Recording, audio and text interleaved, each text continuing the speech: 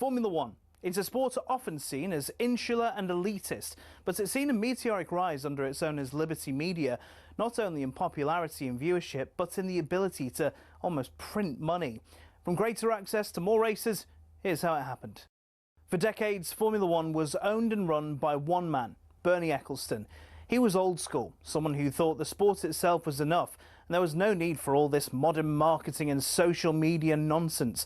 But in 2016, Ecclestone agreed to sell his baby to American group Liberty Media. It cost Liberty Media $4.4 billion, and they quickly got to work. We got an F1 app almost immediately, and teams were allowed to show us more from behind the scenes.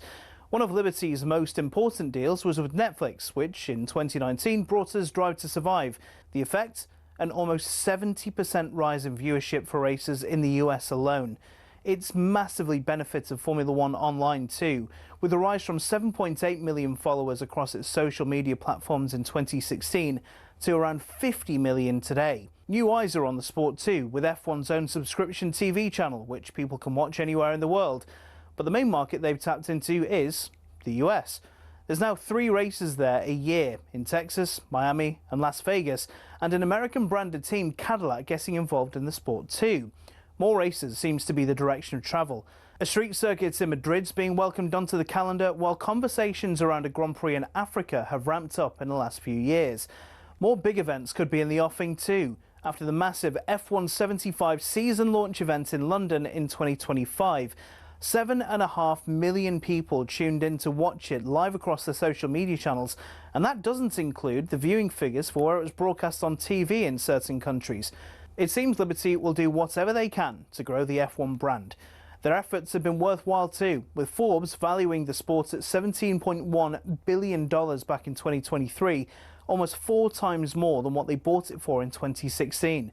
Not bad, considering it's seen as a sport where people just drive around in circles.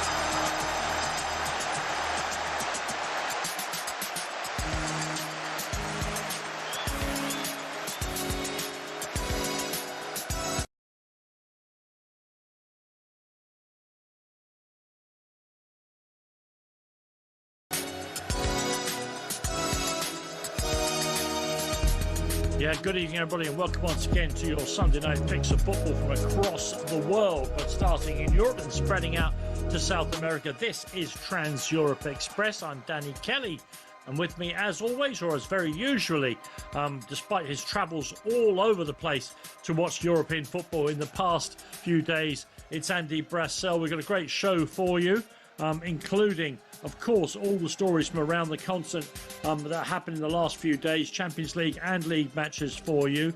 We're going to talk about Lamine Yamal, injured again. We'll review some of the games from the Champions League and the Europa League and the Conference League this week. Mbappe Watch will be back, as will Tim Vickery from South America. We've got a great guest as well. Brendan Madden has written a book called Once Upon a Time in La Liga, Spanish Football's Forgotten Tales. Well, forgotten no more. Brendan will come on a little later and tell us those. We've also got a fantastically provocative poll for you, Manchester United fans. That's all coming up with me, Danny Kelly, him, Andy Brassell, over the next 3 hours on Trans-Europe Express.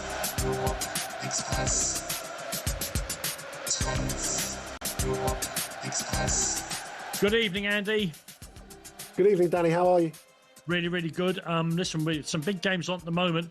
I'm going to follow the one in Italy. Before we get on with our first story, and Andy, what a start to the second half it's been in Turin. It is the score is Juventus 0, Milan 0, and it's a very important game and near the top of Serie A.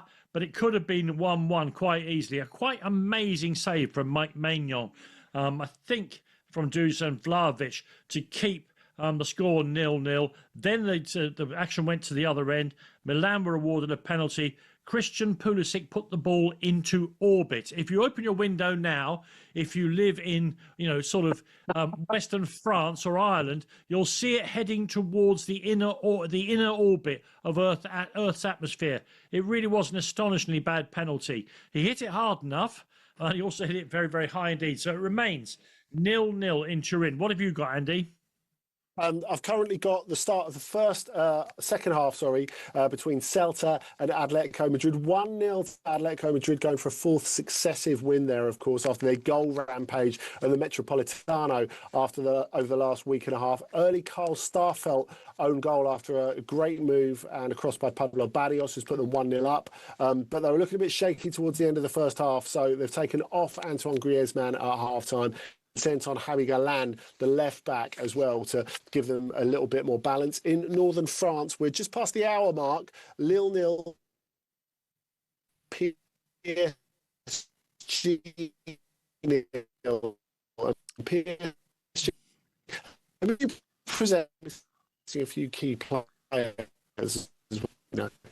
And of course, later tonight, well, very soon it'll be kicking off because they don't kick off till after dinner time in Portugal. The big game, the big game, Porto against Benfica. Andy will keep you across all the games in Celta and France and Porto. But the big story, Andy, breaking this week is that Lamine Yamal has not only become injured for Barcelona with terrible results for their team today, and of course during the Champions League during the week, but it has started a club versus country row of the sort we do associate with the top teams in Spanish football. What's been happening? Great, thank you.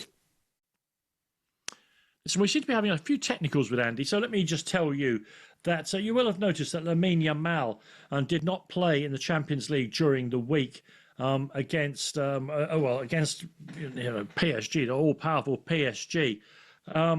He was called up, Andy. I think, Andy, you're back with us. Hi, Andy. Hello. There you are, loud, clear, and rather beautiful in vision as well. Lovely to see you. Andy, I was just explaining that Lamine Yamal's injury was enough for him to miss the Champions League and today's action in Spain. But it's also set in tow a classic Spanish club versus country row. Yeah, that's right, because he made his first start since the injury, picked up on international duty in the Champions League in the week against PSG. Started as if he had a point to prove, as if he'd had a little while off, and started really well. Now, of course, the narrative on the night was that Nuno Mendes, the best left-back in the world, had him in his pocket as the game went on. But almost immediately after that, it was revealed that Lamine Yamal had a recurrence of that groin injury that he picked up on international duty with Spain.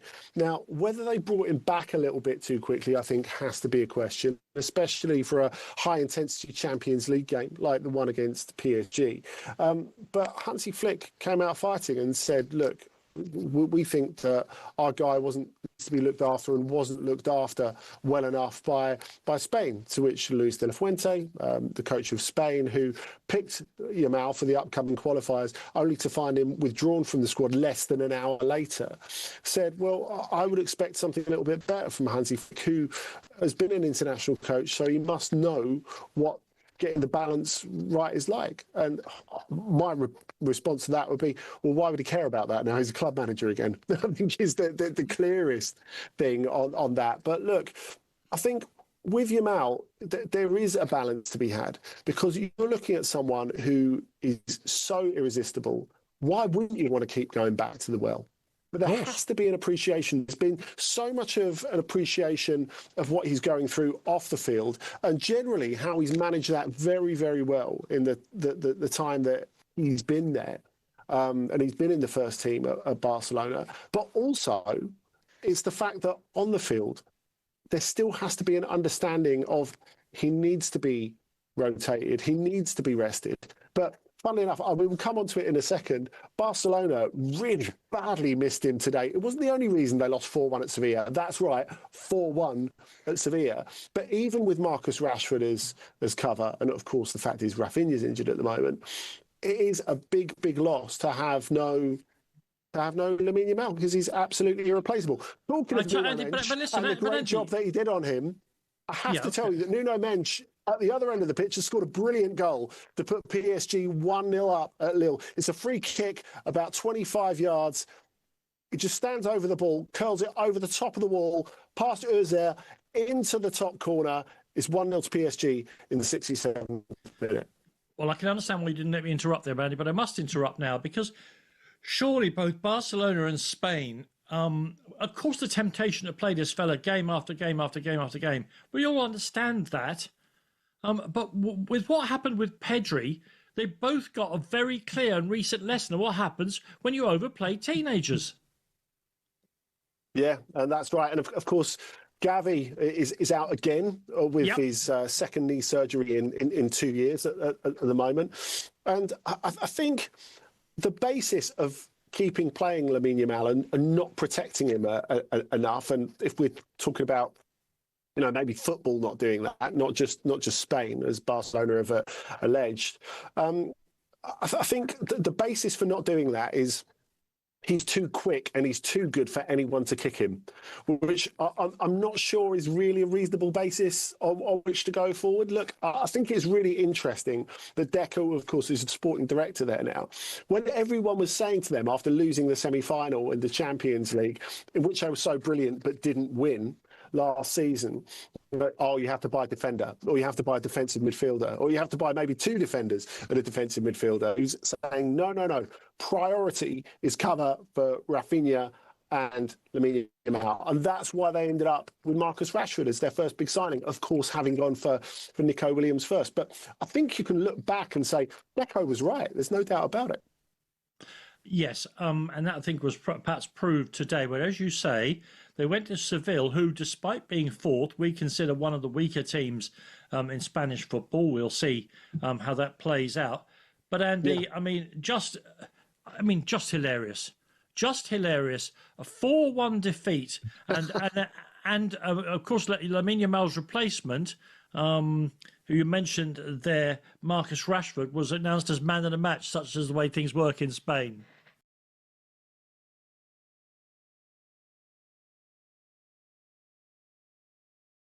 Already 2-0 up, and Anguma just ran into a load of traffic in the midfield. He was transferred quickly to Rashford at the back post. It was a brilliant volley to get them back in the game. Now, when it was 2-1, brought back there by Mark Rashford, they got a penalty. Adnan Januzaj, remember him? Came up as sub to shore up the defensive effort of Sevilla in the second half, gave away a penalty within a minute, and then Lewandowski steps up, he does his shuffle, puts it wide of the post. And as Barcelona keep pushing, they're done twice more on the break. But what was so fascinating about this game is not just that, of course, you think of Sevilla as one of the big names of Spanish football, of course, multiple European trophy winners, a shadow of that team now, and a shadow of that club now, a shambles on and off the pitch, in fairness. But remarkably, Matias Almeida, the new coach, is doing a pretty good job there so far. They've had a bit of luck, and they've got a very good goalkeeper to help them out in Odysseas Vlachodimos. Again, remember him, but he's having a great start to his Sevilla career. And now that he's, like Marcus Rashford, been there just at last, he's doing a very, very good job. But remarkably, one of the signings, the guy who Sevilla gave the number 10 shirt to this summer, Alexis Sanchez. That's right, he's still going. Couldn't get a game for Udinese last season, Alexis Sanchez. 36, going to be 37 just before Christmas. Almeida talked about it afterwards, and he said, all these teams who sit behind the ball against Barcelona, you're just going to get wiped out sooner or later. So we had to think of a different way to do it. And they were really aggressive with them. And by goodness, it worked. With Frankie de Jong saying, we're a little bit tired afterwards, and said this is really about the accumulation of fatigue. Alejandro Balde talked about the amount of individual mistakes they made.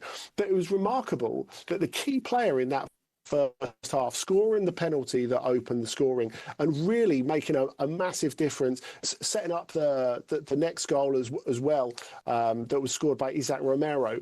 Alexis Sanchez, at his age, having not played that much football in the last year and a half, remember he was a reserve into the year before, he didn't really make that much of an impact. Amazing effort from him, pressing from the front. Andy, let me just tell you, thank you very much, that two more things have happened in Turin. Rafael Leao has just shaved the post from, I would say, 60 yards. Saw the Juventus goalkeeper off the line, had a go, and missed only by a fraction. And if, as I said earlier, Mike Maignan brilliant save was from Dusan Vlahovic, that must have been a hell of a save because he's just come off the substitutes bench. So I must have got that, well, I can only confess, as wrong. Now, mention there of Adnan Januz, I told you about our poll tonight. Our poll is, which player is doing best since leaving Manchester United? And the people in the poll are Rasmus Højlund, Anthony, Scott McTominay and Marcus Rashford. So which player is doing best since leaving the confines of Old Trafford? Rasmus Højlund, Anthony, McTominay or Rashford? It's a poll on X-Stroke Twitter, so you can go to @talkSPORT, @DannyKellyWords or @Andy Brassell, 2 S's and 2 L's. Vote now, vote often. Let's find out who's doing best since they left Manchester United. Next, we'll talk about Germany here on Trans-Europe Express.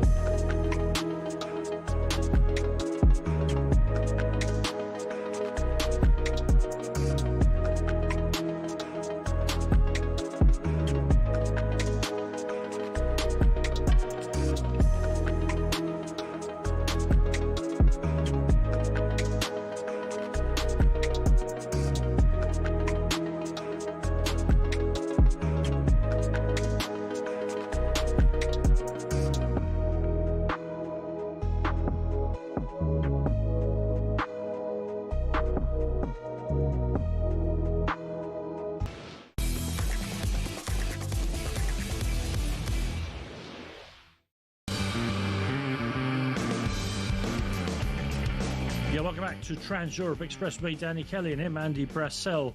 A couple of bits of news for you. In the game in Turin, Christian Pulisic has been punished for that terrible penalty miss. He's been withdrawn from the game against Juventus against Milan, of course. Milan have replaced him with Christopher Nkunku. But I think perhaps more pertinently, news coming out of Scotland. Let me just read you this exact statement we're getting from sources close to Glasgow Rangers. Rangers manager Russell Martin, it says, is on the brink of being sacked following Sunday's 1-1 draw at Falkirk. talkSPORT understands. The Rangers board are expected to make an imminent decision on Martin's future, with sources telling talkSPORT a change during the international break is, quote, likely. The point leaves Rangers 8th in the Scottish League, Premier League, already 11 points behind leaders Hearts.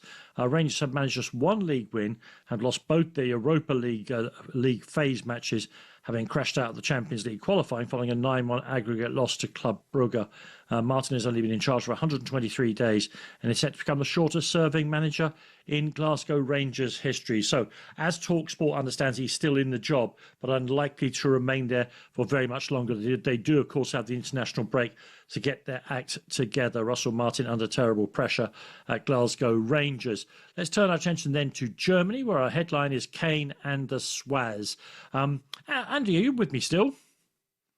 Okay, we're still struggling a little bit with Andy's line. We'll get that sorted out. The great start for Bayern Munich in Germany. You'll have to listen to my voice for the next few minutes alone. Punishment though that is for you all.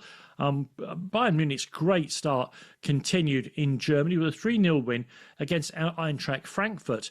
Of course, Harry Kane got his traditional goal. He is absolutely roaring through the international, Champions League and Bundesliga season so far. Now I think Andy is back with me. Hello, Andy. Hello. Thank you for rejoining us. We're calling it Kane and the Swaz because after that 3-0 victory over Eintracht Frankfurt, Andy, there was an interview in which the interviewee, Harry Kane, or someone talked about Swaz, and the journalist, ex-footballer, of course, didn't understand the difference between Swaz and swag. Yeah, of all people, the person who didn't understand that on ESPN FC was Thomas Hitzelsberger, who's one of a Swaz merchant of the first water. Exactly, but probably the man who the word was invented for. Really, I don't think you can say it's a generational thing. It's a cross-generational concept, isn't it, of putting Swaz on the ball. Obviously, because Harry had put considerable Swaz on his second goal, our friend Archie Winter sort of bridged the cultural gap and explained what the difference was. And Harry was very enthusiastic about Hitzelsberger's goals down the years, which was very nice of him as well. But it's funny, even though Kane scored again, it wasn't really about him. It was just really about the wide players, because whenever we talk about Bayern in an attacking sense, pre-Kane and pre-Lewandowski even, we're talking about the wide players. We're talking about Robben and Ribéry, aren't we? And they've had so many good wide players over the years, but no one really to touch quite that level. Maybe that's changing now, because it always feels to me as if Bayern get to an extra level when they're playing a team that, are, if not their equal, getting there or facing a challenge of some sort. And they certainly had that away at Eintracht Frankfurt. They took the lead after 12 seconds.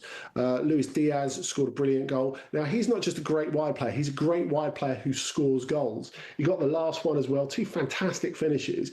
And on the other side, Serge Gnabry is a full-on resurrection. He's playing brilliantly at the moment. So in a summer where you had Musiala going down with injury, of course you could argue whether he's a wide player or not, and Leroy Sané going for nothing, Bayern are looking healthier than ever in those wide positions. And Andy, I'm going to be very careful. I'm walking a tightrope here. The tightrope is, on the one hand, it doesn't look like so far Bayern Munich have missed Jamal Musiala. At what point do we start to say they actually look better without him? You know what? I feel that's a leap. But I guess on the other hand, you could argue that when they get to the point when Musiala comes back, if they've got a front four that is Kane, Diaz, Gnabry, Musiala, it feels a bit open against the best teams in the Champions League, doesn't it? Yes, that's fair, yeah. That's the thing, and that is something that Bayern struggled with, not just with before Kompany with Thomas Tuchel, but with Julian Nagelsmann. You felt like they had an attacking player too many in that lineup. So there's definitely a choice to be made. But of course, the fact is that it's going to level out with injuries and all the rest of it. Yeah, it's a fantastic problem to have. I'll say that. It is. Earlier in the day, second played third, and Dortmund and Leipzig remained second and third. And I think your reflection on their games was that they're decent teams, But watching Bayern at the moment, there's still a huge gap. It's progress. There's no doubt about it. But progress isn't in a title race, you know. And even if the table tells us that they are there or thereabouts, the gap to me at the moment feels absolutely enormous. And seeing those games consecutively, of course, it was the 2:30 UK time kickoff between Dortmund and Leipzig, and then Bayern were kicking off at Eintracht Frankfurt 3 hours later. So just a little gap between the two games. It really felt like night and day. Now, of course, Leipzig are recovering from their worst season in the top flight ever. They're not even in European competition. And I think that helped them get out the blocks early. And I thought they were the better team for the first hour. But then Dortmund, they're in I think a more solid place than they've been for a while. Now, of course, again, scored a lot of goals in the Champions League. 8 goals in those first 2 Champions League games. And they hammered Athletic in the week. And they were a little bit slow out the blocks in this game, but they got themselves back into it after conceding an early goal. Jan Koto getting his first, the former Manchester City player, getting his first goal for the club. But then I think you look at it after that, and the way they were able to change things off the bench really helped them push for the win in the last 15 minutes. Now, look, I still don't think they're going to be a title challenger for a while, because they're coming back from a lot of bad transfer decisions, a lot of instability. But Niko Kovac is the right coach for them. Remarkably, he's the right coach for them, because he doesn't really typically play Dortmund sort of football. Although on the other hand, he is someone who's all very belt and braces, let's run until we drop sort of business. And you know who really fit into that in the last 20 minutes yesterday? When they brought on Joe Bellingham. That made a massive difference. Not the only Bellingham who made a difference in the closing stages of his game yesterday. We'll definitely have more talk about what Jude had to do. Not good enough for England, of course. I'm being a pixie now. Sorry, we know why he's not being played. But Andy, one of our favourite clubs in many, many ways, and a source of much amusement as well as affection over the years here on Trans Europe Express, is Hamburg.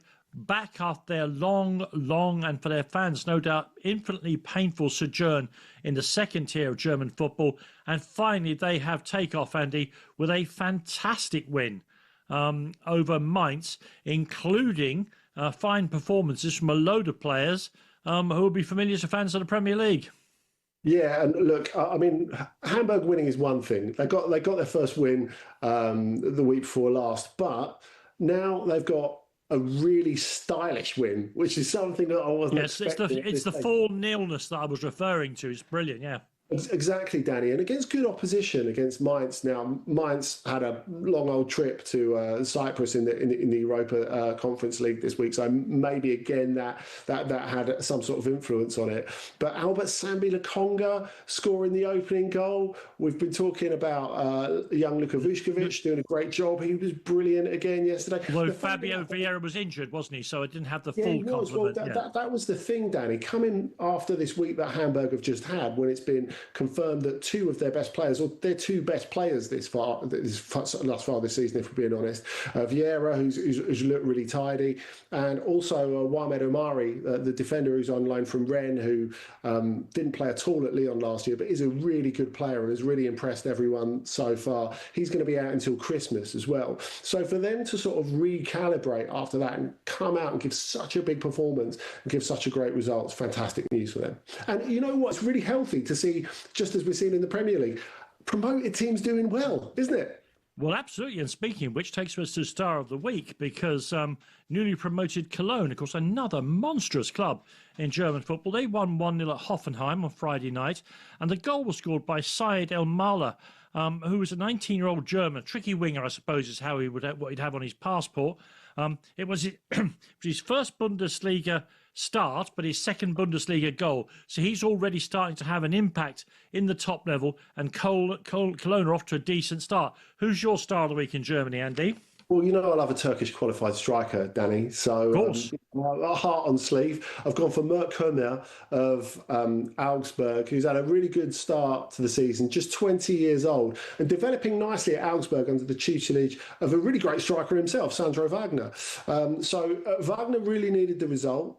He's come in this summer. 4 successive defeats before this. They beat Wolfsburg 3-1 yesterday. Goal and an assist for Kömer. Great start to the season. Listen, very soon we'll have the results from some of these big games, including that game in Turin between Juventus and Milan. But next we'll be talking about everything that's happening in France, including a very, very, very good week or so for Marseille. You're listening to Andy Brassell and me, Danny Kelly, here on Trans Europe Express.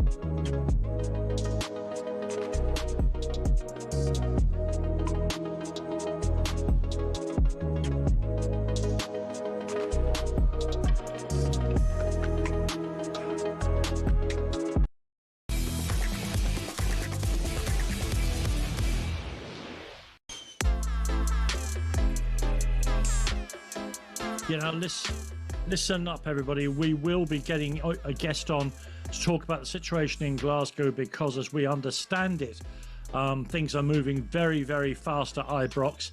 At the moment, Russell Martin is still in situ, but that may not be for much longer. We'll get somebody who knows more about it than me as soon as we can get him off his mobile phone. Meanwhile, Andy, let's talk about France. Has the game between Lille and PSG ended tonight? You'll have to excuse me as I'm reconnecting, but it was 1-0 last time I left it, and not a great performance by PSG, if we're being completely honest. And Bradley Barcola, who's expected to step up and be the guy who scores the goals when you don't have that front three, missed a couple of very good chances in that first half. So it did take the goal from Nuno Mendes, brilliant free kick, and of course he's getting all the praise he deserves at the moment to put them in front at Lille. But we'll check up on that for you. The way you tell it, Andy, Portugal has the best player in every position in the world in their team, and must be odds-on favourites for the upcoming World Cup. Oh, well, I tell you what, before we get to that, news of an equaliser, and you'll never guess who scored it. Ethan Mbappe. That's right, the younger brother of Kylian, coming off the bench. Second time in 3 home games that he scoring against his former club, that he left slightly acrimoniously because his brother left slightly acrimoniously, so he was sort of pushed towards the door as well. Now, look, Kylian always said that I don't want my situation affecting my brothers, and it's like, well...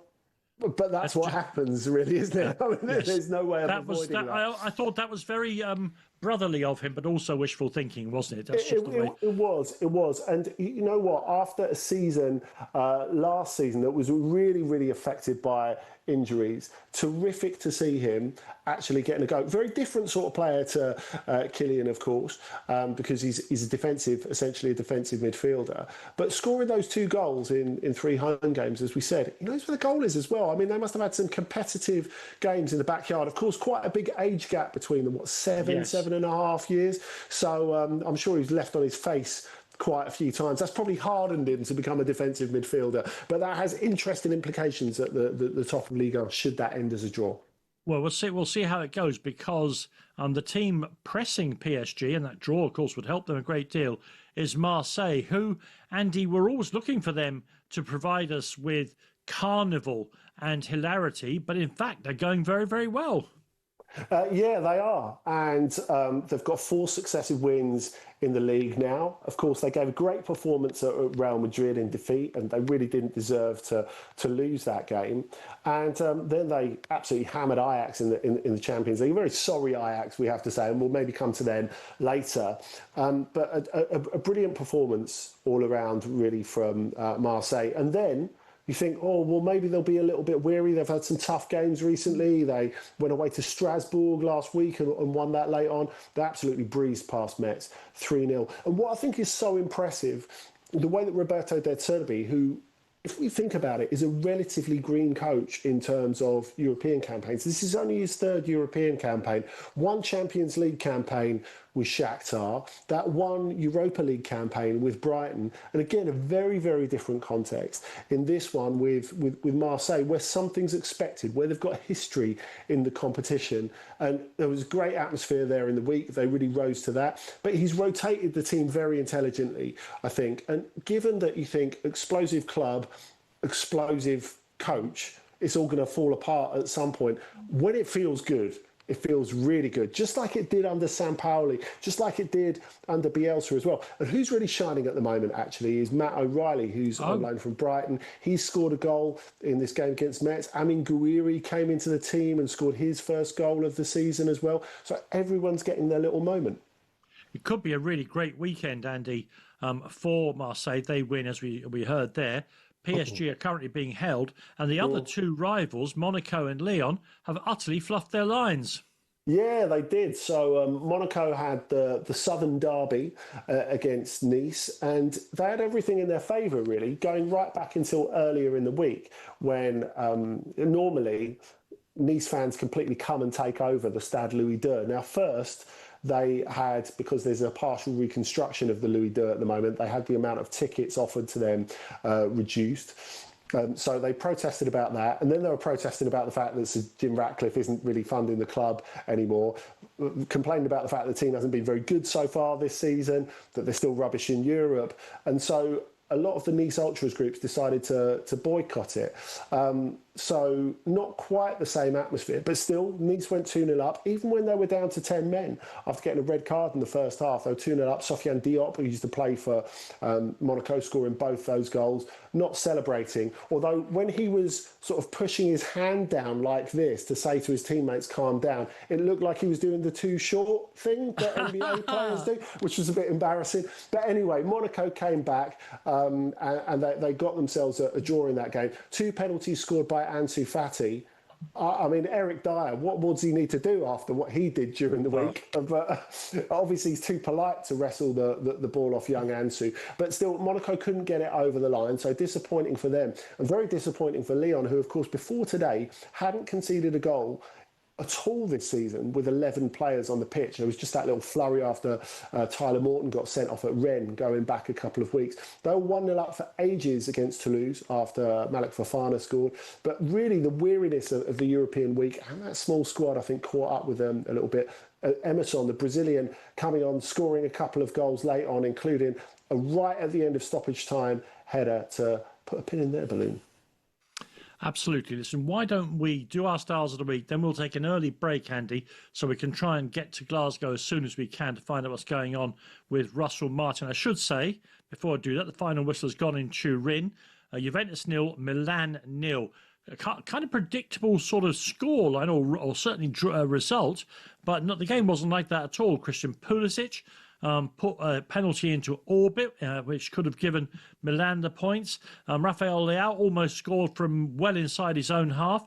And Mike Maignan made one of the saves of the season early in the second half as well. But it did end up in 0-0.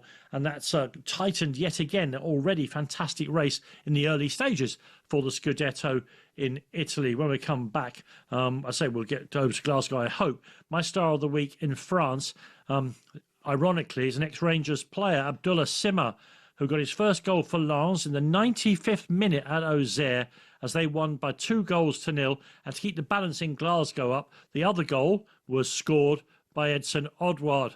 I will say that Edson Odward. Odson Edward, formerly of, so I do it all the time, formerly of Celtic. Who's your Star of the Week there, Andy, in France? My Star of the Week is going to be Joachim Panakelli. Now, he has had a good start to life, having come from La Liga to Strasbourg, and he's going to play a big role for them because, of course, Emmanuel Omega is going to go to Chelsea next summer. He's been rather contested on the terraces since deciding to make that move. Captain, rather unapologetic about it. But Panakelli, with Omega out injured at the moment, scored twice in the 5-0 win over Angers today. And with those slips elsewhere from Monaco and Lyon, that means that they're up into third place, Strasbourg, which, considering the conflict at the club, Liam Rossigny is doing an incredible job. By the way, it is full-time in northern France. Lille won, PSG won. PSG go back to the top of the table, but just by the 1 point.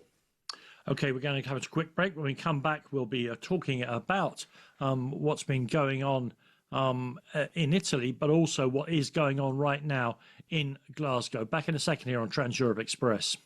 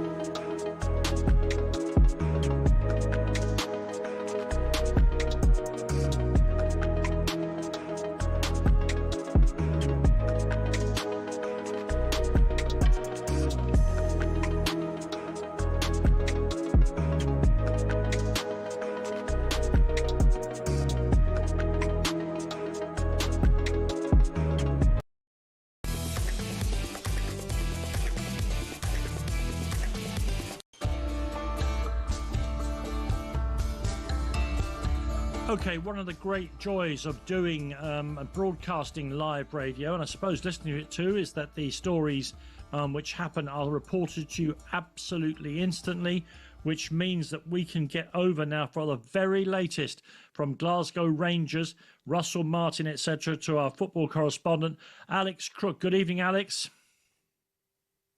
Good evening, Danny. Yes, confirmation from Rangers in the last few minutes. They have parted company with manager Russell Martin. Russell Martin has been sacked as Rangers manager. I got wind of this around about 45 minutes ago that Russell was being relieved of his duties. We expected a formal announcement to come from Rangers tomorrow morning. Clearly that announcement has come a little bit earlier than anticipated, but I'm getting fresh information all of the time. Russell Martin left Rangers 1-1 draw against Falkirk on his own, didn't travel on the team coach. There was some quite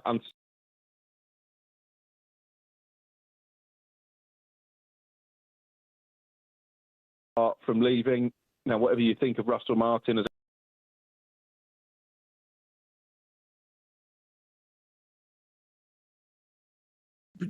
essentially physically restraining people and/or, because of course that is threatening behaviour, threatening them is nonsense. It's a football team, guys. I know, and gals, I know you love Glasgow Rangers, but putting a human being in that position is absolutely unacceptable.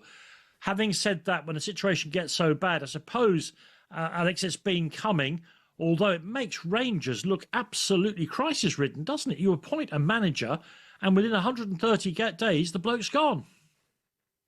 Yeah, and it's an unwanted record for Russell Martin. I share your sentiments, by the way, Danny, on those scenes outside the match tonight.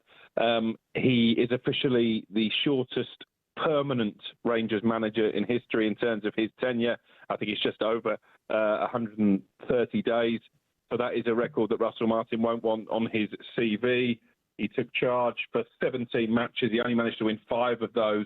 That's a 29% win ratio. And I think this has been coming for some time. Obviously, you had them crashing out of the Champions League in the qualifying phase. They've already suffered a couple of disappointing results in the Europa League. If you look at Rangers over the past few seasons, they're clearly not the force of old, but they have had a tendency to punch above their weight in European competition. Obviously, reached the final in Seville. I was there with Jim White a few years ago when they lost to Eintracht Frankfurt, Oliver Glasner's Eintracht Frankfurt. So when you're not picking up points domestically, you're 11 points behind the league leaders, Hearts as they are, and you're also not turning it on in Europe. I think the writing was on the wall. And actually, I think a lot of Rangers fans weren't prepared to accept Russell Martin right from day one. Again, the same criticism will come his way that he was too wedded to his principles, too married to a certain playing style. But the Rangers board knew that when they appointed him. And actually, if you go back to the summer, that was a bit of a farce anyway. Steven Gerrard, I'm told, was always the one that they really wanted, but he wasn't willing to take the job. So then they started to work their way down the list. And indeed, Steven Gerrard is the name that I'm hearing tonight as a potential successor. So whether his stance on the job has changed since the summer, I guess we'll find out in the coming days. Danny Roll, then at Sheffield Wednesday, was someone else the Rangers board admired, but his compensation package proved too high. But I do think, as well as questioning Russell Martin and his record, I think you have to look at the sporting director, Kevin Thelwell, if you're a Rangers fan, and ask if he has done his job properly as well. Alex, I guess the major question for a lot of people listening to this will be, again, whatever you think of Russell Martin, it clearly wasn't working out from a very early stage. Now, we saw, actually, in Europe earlier this season, Bayer Leverkusen getting rid of Erik ten Hag after 2 league games, 3 games overall. Speaking to people around the situation, they could have got rid of him quicker. And Simon Rolfes said, you know, we realised pretty quickly we'd made a mistake. Now, it was clear that Rangers had done the same. Why did it take them so long to make this official announcement and come to this decision?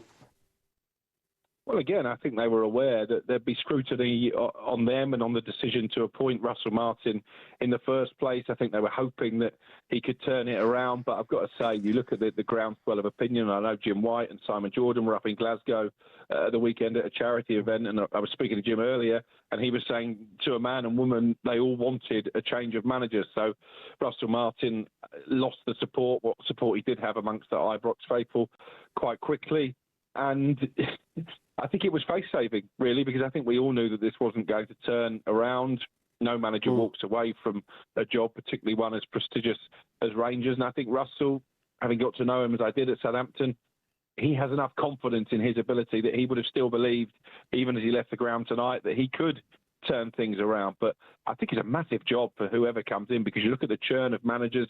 Gio van Bronckhorst obviously led Rangers to that European final. Didn't last much longer after that defeat in Spain. I know that Philippe Clement has been active on social media, almost gloating at the situation that Rangers have found themselves in, basically saying, look, it's not the manager after all. As I say, Steven Gerrard wasn't keen to return. This is a poor Rangers team. And actually, I'll say the same about Celtic. And I've got a bit of mocking for suggesting that Hearts in the near future will win the Scottish Premier League, because I think you look at those two Glasgow Giants and they're both at a really low ebb. Listen, thank you very, very much indeed, Alex. Alex Crook there. Let's go north of the border now for an even a more local view on this. David Tanner is our Scottish football czar.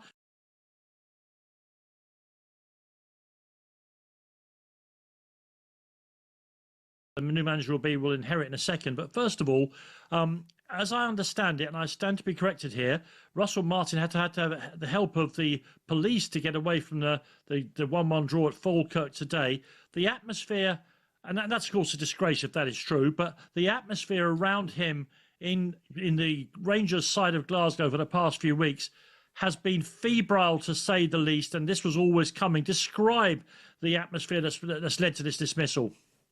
Well, I've just said on Twitter, Danny, that the people who criticised this appointment, and there were many during the summer, everything that they said has come to pass. Their worst fears have been realised. It's like been watching a rerun of a video nasty of Southampton's shambolic season last year. I think I said to you on this programme, when he got the job, the one thing that matters at Rangers is winning. It's not about philosophies. The only philosophy that counts is winning. And the worry was that he hadn't learned from Southampton, and the evidence has shown he doesn't appear to have done so.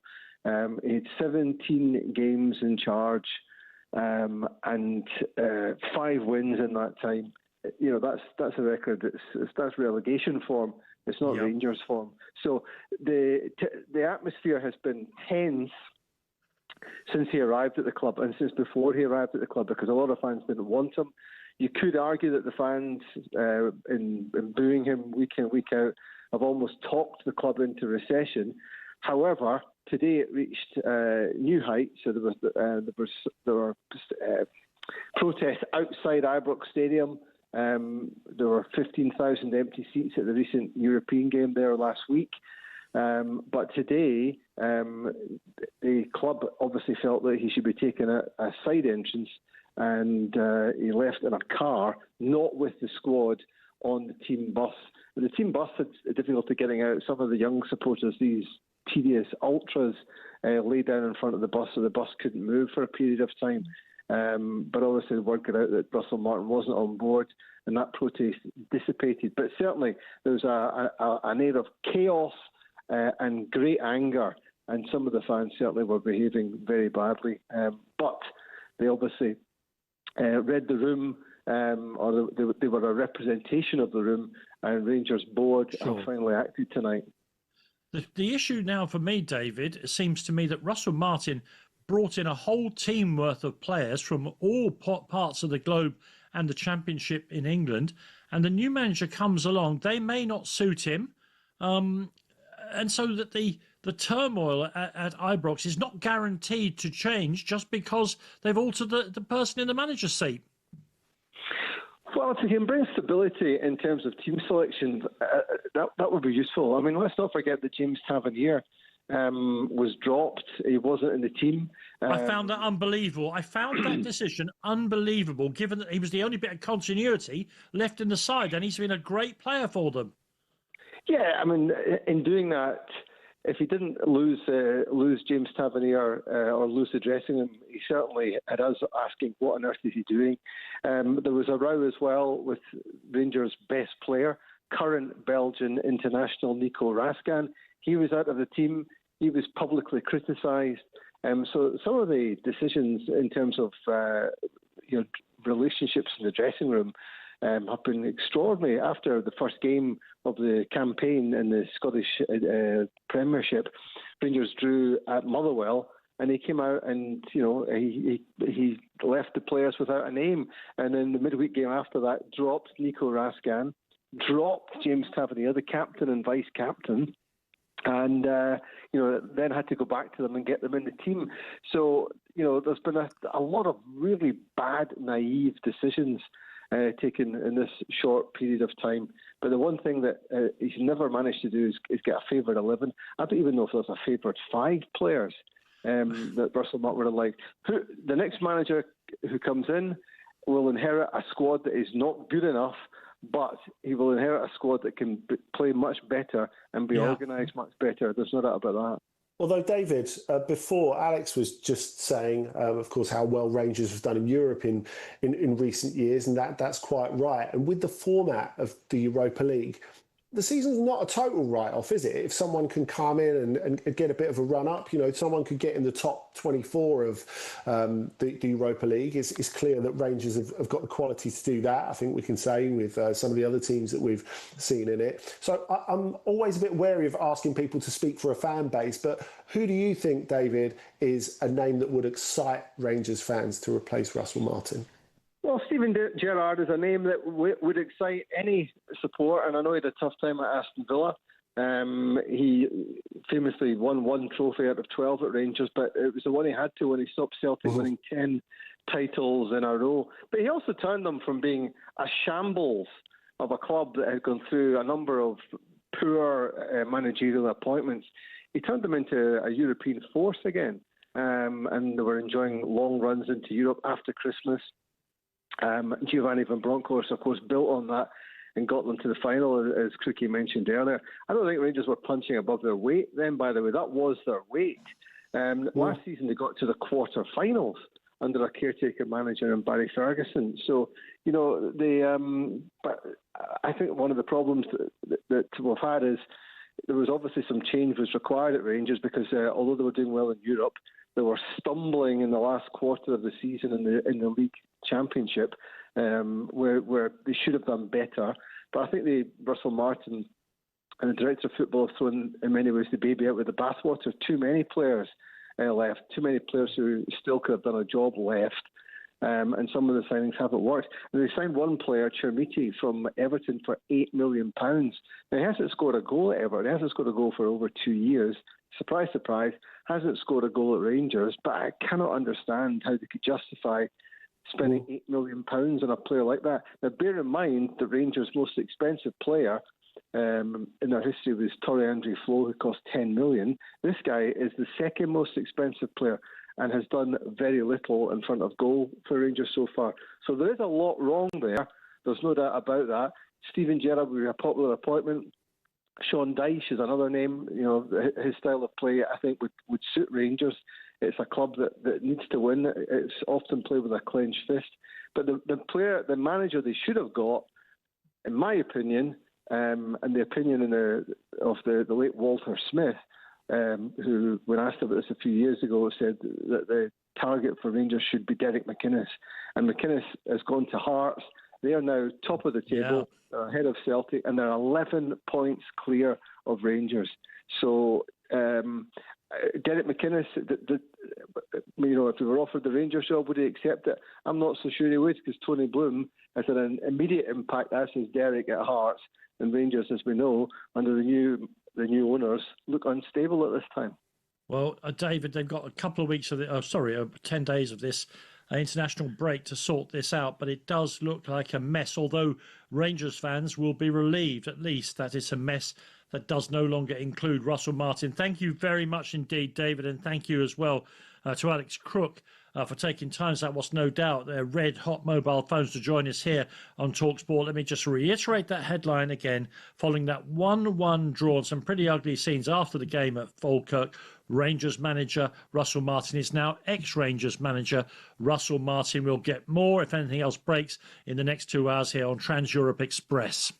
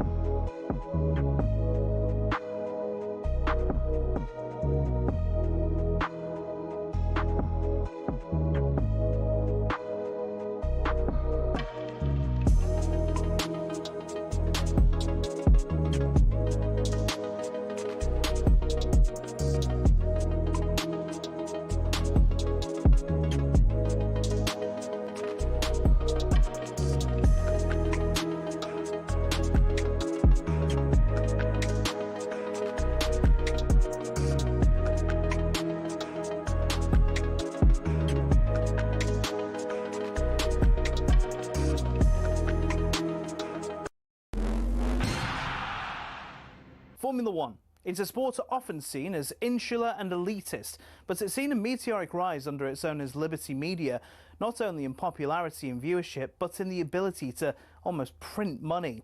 From greater access to more races, here's how it happened. For decades, Formula One was owned and run by one man, Bernie Ecclestone. He was old school, someone who thought the sport itself was enough, and there was no need for all this modern marketing and social media nonsense. But in 2016, Ecclestone agreed to sell his baby to American group Liberty Media. It cost Liberty Media $4.4 billion, and they quickly got to work. We got an F1 app almost immediately, and teams were allowed to show us more from behind the scenes. One of Liberty's most important deals was with Netflix, which in 2019 brought us Drive to Survive. The effect? An almost 70% rise in viewership for races in the US alone. It's massively benefited Formula One online too, with a rise from 7.8 million followers across its social media platforms in 2016 to around 50 million today. New eyes are on the sport too, with F1's own subscription TV channel, which people can watch anywhere in the world. But the main market they've tapped into is the US. There's now 3 races there a year in Texas, Miami and Las Vegas, and an American-branded team, Cadillac, getting involved in the sport too. More races seems to be the direction of travel. A street circuit in Madrid's being welcomed onto the calendar, while conversations around a Grand Prix in Africa have ramped up in the last few years. More big events could be in the offing too, after the massive F1 75 season launch event in London in 2025. 7.5 million people tuned in to watch it live across their social media channels, and that doesn't include the viewing figures for where it was broadcast on TV in certain countries. It seems Liberty will do whatever they can to grow the F1 brand. Their efforts have been worthwhile too, with Forbes valuing the sport at $17.1 billion back in 2023, almost 4 times more than what they bought it for in 2016. Not bad, considering it's seen as a sport where people just drive around in circles.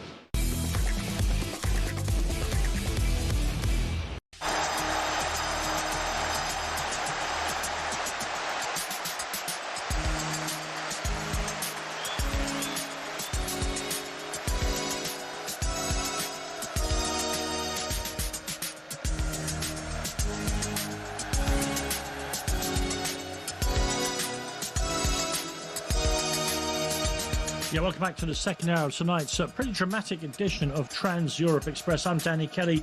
He's Andy Brassell. I won't even tell you what we've got coming because we're rejigging it all the time because of the news coming out of Glasgow.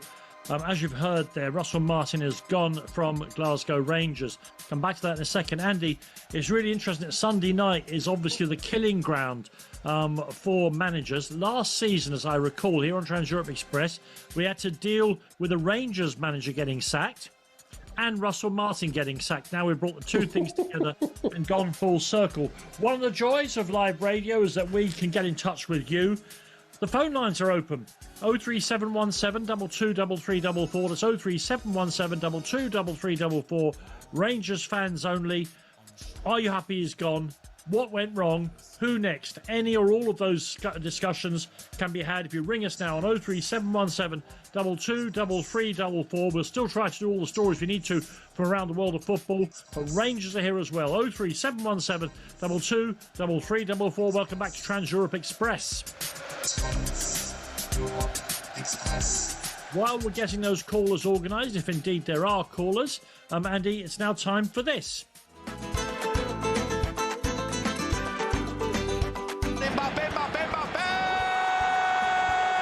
Carrière, le Paris Saint-Germain, Mbappé et Little give and go. Mbappe's in. Oh, it's 2-2. He scored twice in 2 minutes. Tête de Kylian Mbappé. Allez, Kylian!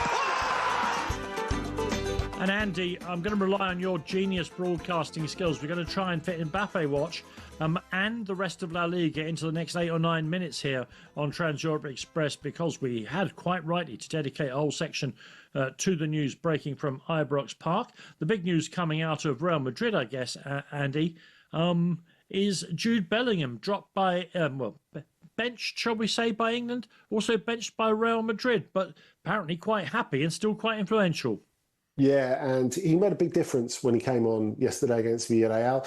And it's funny, isn't it, how every crisis at Real Madrid, and we've been hearing ever since the 5-2 derby defeat by Atletico, as we would expect to, that Real Madrid are a mess, that there are grumbling voices about Xabi Alonso in the changing rooms, that, of course, Jude Bellingham, having been brought back into the starting lineup for the first time since injury in that derby, was sort of one of those dissenting voices, perhaps, after he didn't start at Khairat Almaty, as you would have expected, but he didn't start against Villarreal. But he made a massive difference after he came on against Villarreal. And he seemed to be old Jude Bellingham, really, because he was, I guess, at the front of an effort to really attack the game. I think that made a difference to him as well. He was very involved. He gave them extra swag, extra impetus. Now, look, Villarreal was really unhappy with some of the officiating, not least the second yellow card against Mourinho that got him sent off for a foul on Vinicius. I don't know if it was even a challenge, to be honest. I mean, they were annoyed with the penalty that was given for the first booking, same player on same player, that was converted by Vinicius. He was excellent, by the way. He scored twice, with Mbappe scoring the third. And you just had that feeling that of all these questions of where is Jude Bellingham going to fit? Well, for this game, he did exactly what he needed to in really stomping out the effort by Villarreal to get back into the game. They brought on Georgi Mikhailtadze, resting him after the game against Golan, game against Juventus during the week in the Champions League. And Bellingham, like his younger brother the day before, but even more so, made a massive difference. Now, it's interesting how Xabi Alonso, I think, has responded to this crisis. And when I say crisis, that match that we were talking about earlier between Celta and Atletico Madrid, it was a draw in the end. Iago Aspas inevitably scored an equaliser after Clement Lenglet had been sent off, so 1-1 up there in Galicia. Atletico have had a great week and a bit. They are 8 points behind Real Madrid, who are top of La Liga by 2 points. That's how bad it is. And it's interesting that Xabi Alonso, the way that he deals with this sort of thing is not by taking a sort of this is how things are at Real Madrid, stiff upper lip sort of line, but saying, well, you know, players are going to be upset if they're dropped, and that's just something you have to deal with. But he so strongly believes in meritocracy that if at the moment you've got unhappiness from, say, a Rodrigo or a Brahim Diaz, that Franco Santuano has come straight over from South America and got into the team, Vinicius, he's prepared to wear all that. Now, I wonder how much of an enduring culture change this is likely to be at Real Madrid. Of course, we're talking about decades of things at Real Madrid. But of course, Xabi Alonso is a superstar coach who wants to play and wants to work things at Real Madrid in the dressing room in a very non-superstar way, which is fascinating. Yeah, it really is. And you mentioned there that Atletico, apart from Celta's late equaliser tonight, have had a great week. We should also mention that a team that's been stuttering and stumbling, Athletic Bilbao, have at least got the show back on the road, Andy. Yeah, they desperately needed a win, and they got it. They came out the blocks really quickly against Mallorca at San Mamés yesterday. They were giving, as we spoke about earlier, a real hiding at Dortmund in the Champions League in the week, and they've looked well short in a competition in which they've given so much to get back into, so it's been disappointing for them. A real little wobble recently, and so to face Mallorca, to concede a freak equaliser after a brilliant start in which Iñaki Williams won and scored a penalty, to come back and win that game was actually pretty impressive, and it's something that they desperately needed. Okay, and the other team that we should have at the other end of the scale really is Valencia, who we always fancied weren't great. And then they did okay, but now the wheels, if they haven't come off, they're starting to make squeaky noises on the axle. Yeah, they certainly are, and there's a lot of disquiet in the local press. It can be a little demanding, it's fair to say. Now, Ron Gourlay, the Scottish CEO, who of course has had many jobs over here and elsewhere in European football, involved with Chelsea before as well. He came out and talked during the week after they lost to Real Oviedo at home, and he said that he feels that progress is being made.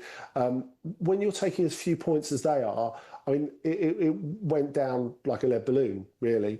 And off the back of that, they got another bad result this weekend. They lost at Girona, for goodness sake. So in the space of 4 days, they've lost at home to promoted Oviedo and then away to Girona, who we understand have made some reinforcements near the end of the window. There's no way Valencia should be losing there.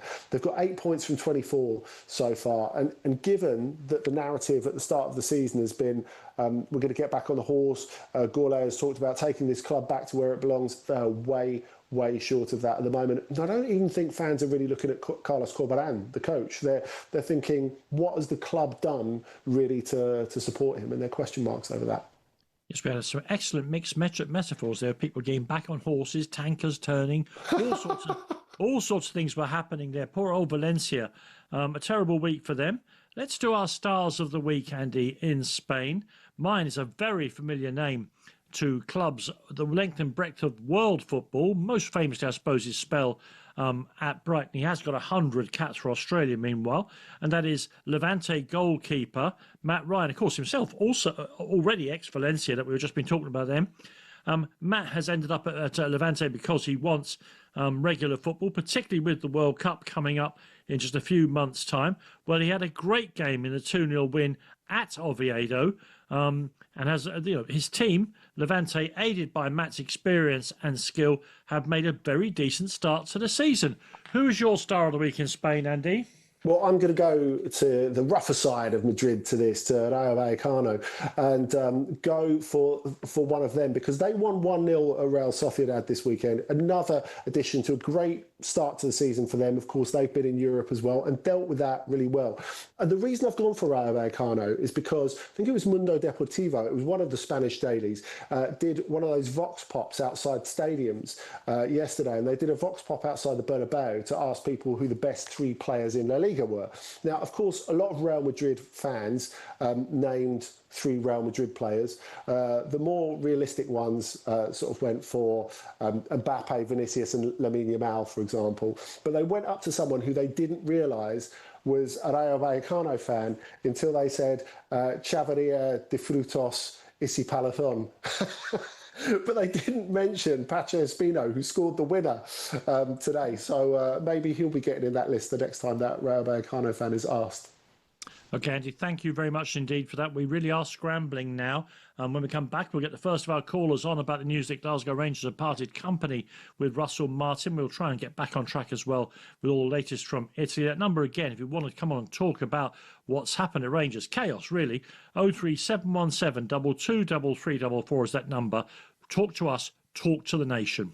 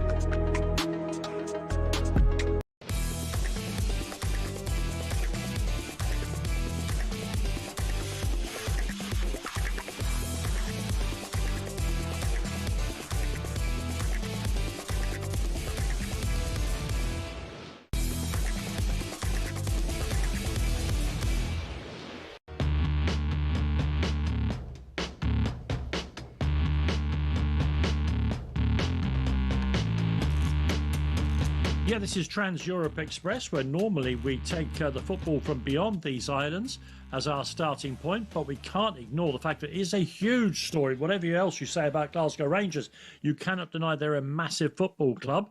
And tonight they have sacked their manager. A record short reign for a permanent manager, 123 days for Russell Martin. Your calls are coming in on 03717 223344 to me and Andy Brassell about your reaction to this news, what you hope for next and what's gone wrong. First up is Rangers supporter William. Good evening, William. Good evening. Listen, thanks for joining us. I take it you're delighted with this news? Happy and sad at the same time. Yeah. It's a bad pattern that we've got into. So we've put our faith in Russell Martin there. He signed, is it 12 or 13 players in the summer? Amazing. That we're now stuck with. He's away, and that's now, if you count interim managers, that's 10 managers in 10 years. It can't keep going. No, that kind of instability does not suggest that the gap to Celtic, or let's take Celtic out of the equation, that if Rangers want to be serious and title challenging, that kind of merry-go-round of managers, it just never works, does it? Unless you're Chelsea. It doesn't work. It doesn't work for anybody. I mean, the worst thing that we've done is get rid of Gio. Gio got us to a European final and we sacked him for it. I mean, how does that even work? Do you know what I mean? I know what happened to him that was the manager of Celtic as well. We're not really too bothered about that. But, I mean, Gio got us to a European final, which for a Scottish team is a big achievement, and we go and sack him for it. Well, I think William, if we rewind 123 days, William, what was your feeling when you originally heard that Russell Martin had been appointed? And be honest, no judgment. I'm just interested. I'll be 100% honest. When I heard it was a guy called Russell Martin, I had to go and look and see who it was. I don't follow a lot of English football, and it was somebody I hadn't really heard of a lot. So I was kind of like shocked and stunned. I mean, the whispers I'd heard for the Steven Gerrard was in the play for it. I didn't have a problem with Barry Ferguson and his team of ex-superstars keeping going, because they did have quite a strong finish to it last season. I don't see why that couldn't have happened, why they couldn't have kept going. But, I mean, I had to go and look him up and see who he was.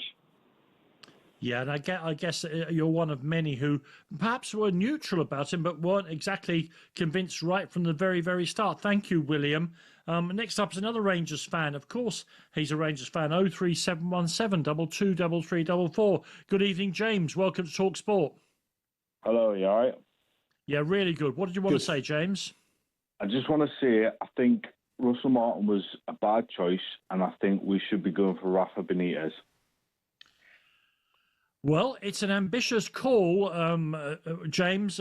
Andy, you know, we watch these superstar managers, and I suppose Rafa would be considered still that. I mean, the problem is he would probably look at the size of the task at Glasgow Rangers and the backing he's liable to get and say, not on your Nelly. Maybe. I don't know. I think if you look at managers of a certain vintage who've been there and done it with the biggest clubs in Europe, I think you'd be surprised, A, how money isn't necessarily the biggest issue. Sure, that I get. B, how big a draw Rangers is. And C, how they probably think they're the guy who can get it right. If we rewind a little bit, remember how Mourinho, on his last visit to Ibrox with Fenerbahce, said he could imagine himself there.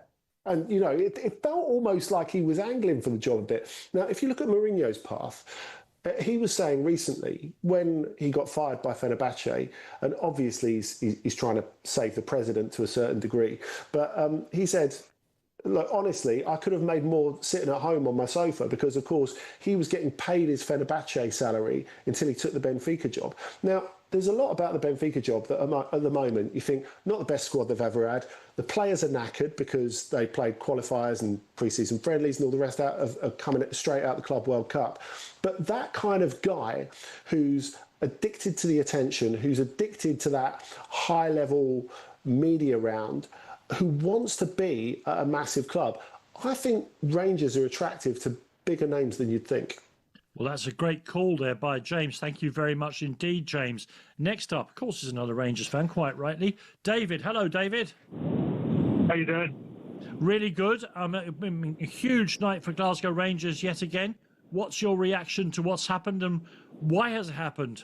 It was never the right choice. Anyway, if you look at when they were going for a new manager, they actually looked at the boy Ancelotti. He'd never managed a team.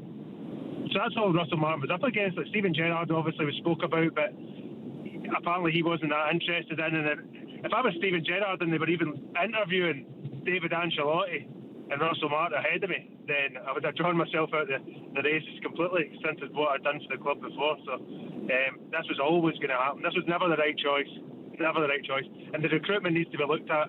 If you look at the recruitment's not as bad as people make out. The players aren't as bad as they've been. So there's one or two players that will get a tune out of, but there's also quite a few of them that are definitely not Rangers players.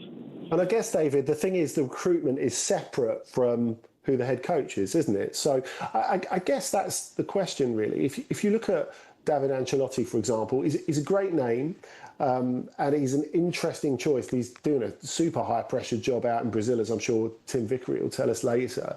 But I guess I'm interested to know, Danny, from Rangers fans, who do they feel is the next logical step? Does it need to be some stabilising big name, or does there need to be a recognition that they're not in a great place at the moment, that there needs to be a bit of a rebuild, that they ain't going to win the league this season, so maybe there needs to be something new built? And is there the patience for that? And is there ever the patience for that at a club of that size? David, I mean, it's a very good question. Do the Rangers fan have the patience for a rebuild, given that Celtic is still, I guess, pretty strong, though they're not showing it at the moment, and Hearts under the Bloom family will improve? They will improve. Hearts will be there. Hearts will be round about top three. But Rangers will come back into it. Trust me, if Rangers get a new manager, there'll be a kick on from the new manager, a new bounce. But they also, as I said before, the recruitment is separate, but the players aren't as bad. But these players play for every other team. And the biggest thing in Scotland is all you have to do, although you've got Celtic, you need to be able to beat the other teams. Now, a British manager, somebody like Sean Dyche, even that Steven Gerrard coming back in, you know, I mean, even at McInnes, I know McInnes is at Hearts, but they could go for McInnes. Rangers have financial clout, they could go and get him. If they really wanted him, they go and get him. But for me, Steven Gerrard, Sean Dyche would be the answer. And they would settle the team down. I mean, they would start. Steven Gerrard perfected it, because what he did is he went unbeaten. But he went the first couple of years, he didn't quite get the Scottish game, and then it clicked, and he knew he just needed to beat the other teams. You don't lose to Celtic 4 times. You can lose to them a few times and still win the league in Scotland. You know what I mean? You don't need to beat Celtic every time you play them. You just need to beat everybody else. Now, Rangers should have no problem doing that, even with the squad they've got. So Russell Martin was obviously just not the right fit.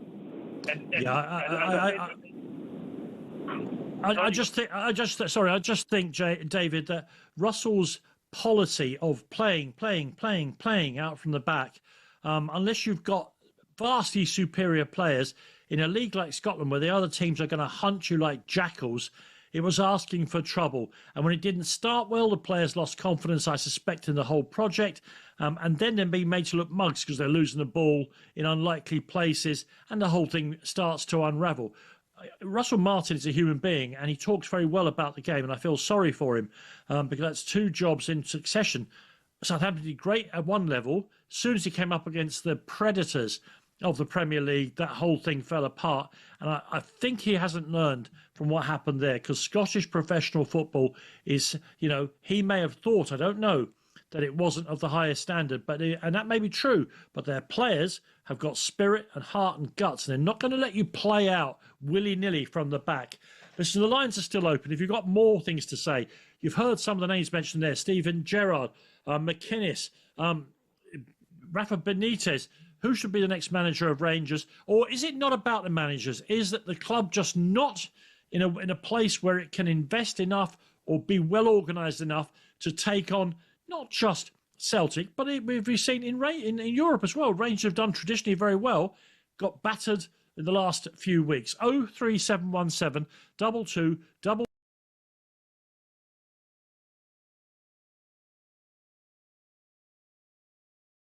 And this is Talk Trans-Europe Express.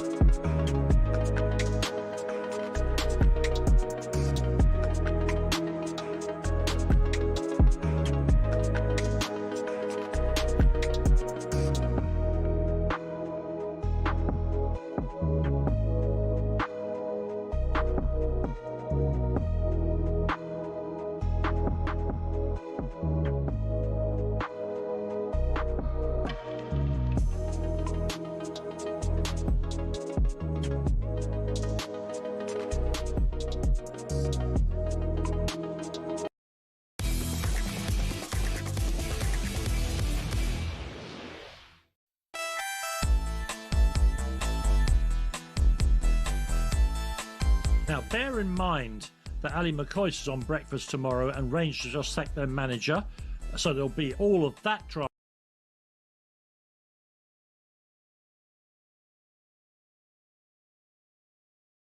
England cricket legend Chris Wokes tomorrow morning, plus former tennis champion and broadcast legend Sue Barker, comedians Chris McCausland and Alan Davis, legendary cyclist Geraint Thomas, and 4 times British champion jockey Oisin Murphy, all making appearances. Plus, there's no one better, as I said, to hear from on Russell Martin sacking at Rangers than club legend doesn't begin to do it, does it? Ali McCoist, who's hosting the breakfast show tomorrow morning from 6 o'clock. That's Ali McCoist and Gabriel Bonlahor on breakfast tomorrow morning from 6 a.m. here on talkSPORT. Goodness, I really wouldn't miss that breakfast show with the, is it chaos or whatever is going on at Rangers? And Ali McCoist will have his say. Your calls keep on coming in on 03717 22 3344. Next up to the hockey is another Rangers fan, Alec. Hello, Alec. Good evening. How you doing? All right. Really, really good. Look, I'm a Spurs fan, right? And when Ange Postecoglou got sacked 3 months ago, half the fan base were thrilled, half the fan base were really, really put out. I'm not getting that at all from Rangers fans. They know this was the wrong appointment, and now he's gone. What do you feel? Totally the same idea, and I think it's actually very similar to Notts Forest. They did, a lot of them didn't want Ange in the first place, and that's, if you're not getting the results, then it's downhill. But I was listening to your last caller, and they're talking about David, well, there's transfer. How can you let, all right, Dessers, I was a critic of Dessers, but he was still the top goal scorer last year. He still get you 25 goals. You let him go, and we sign a guy who's not scored a goal in 3 years for 10 million. Who's scouting this guy? Who's deciding this? Look, Max Arms, it's just terrible. I mean, I saw. I mean, those things. There was a huge changeover of players. I get that, including spending a lot of money on the Everton centre forward, Chamiti rather. But what struck me, and I'm watching it from a distance, of course, with an interested eye. But when players like Tavernier and Raskin started to get left out of the team, you think, what is this team now? Because this looked like terrible decisions to me. At the end of the day, but Tavernier and actually moved on. He's been a great servant to the club, but his time's up. He can't defend. His time's up. I hear that, but it means without him, you had absolutely no continuity in the side whatsoever. Exactly. So but he signed Max Arms. That was meant to be his right back. Yep. And find out he couldn't play it. He's hopeless. So we had to bring Tav back. We actually dropped the captain to the bench, and he's like, "Oh, this boy's no good enough," and brought Tav back. He's not got a clue what he's doing. You can't even see what his plan is. At least Ange knows he's going gung ho or whatever. You can see his style of play. We've got nothing. No organisation. Absolutely nothing. Do you think? You see the players week in, week out. Now, obviously, players lose confidence in bad runs. Mm-hmm. Whoever the next manager is, has he got enough material there to get Rangers back up to the top three? I know what you're saying, but he dropped Raskin, who's been playing well for his international, and that was a fallout for the start as well. Which I'd have made Raskin captain. I'd have built my team around Raskin, and he actually singled him out and be having that as well.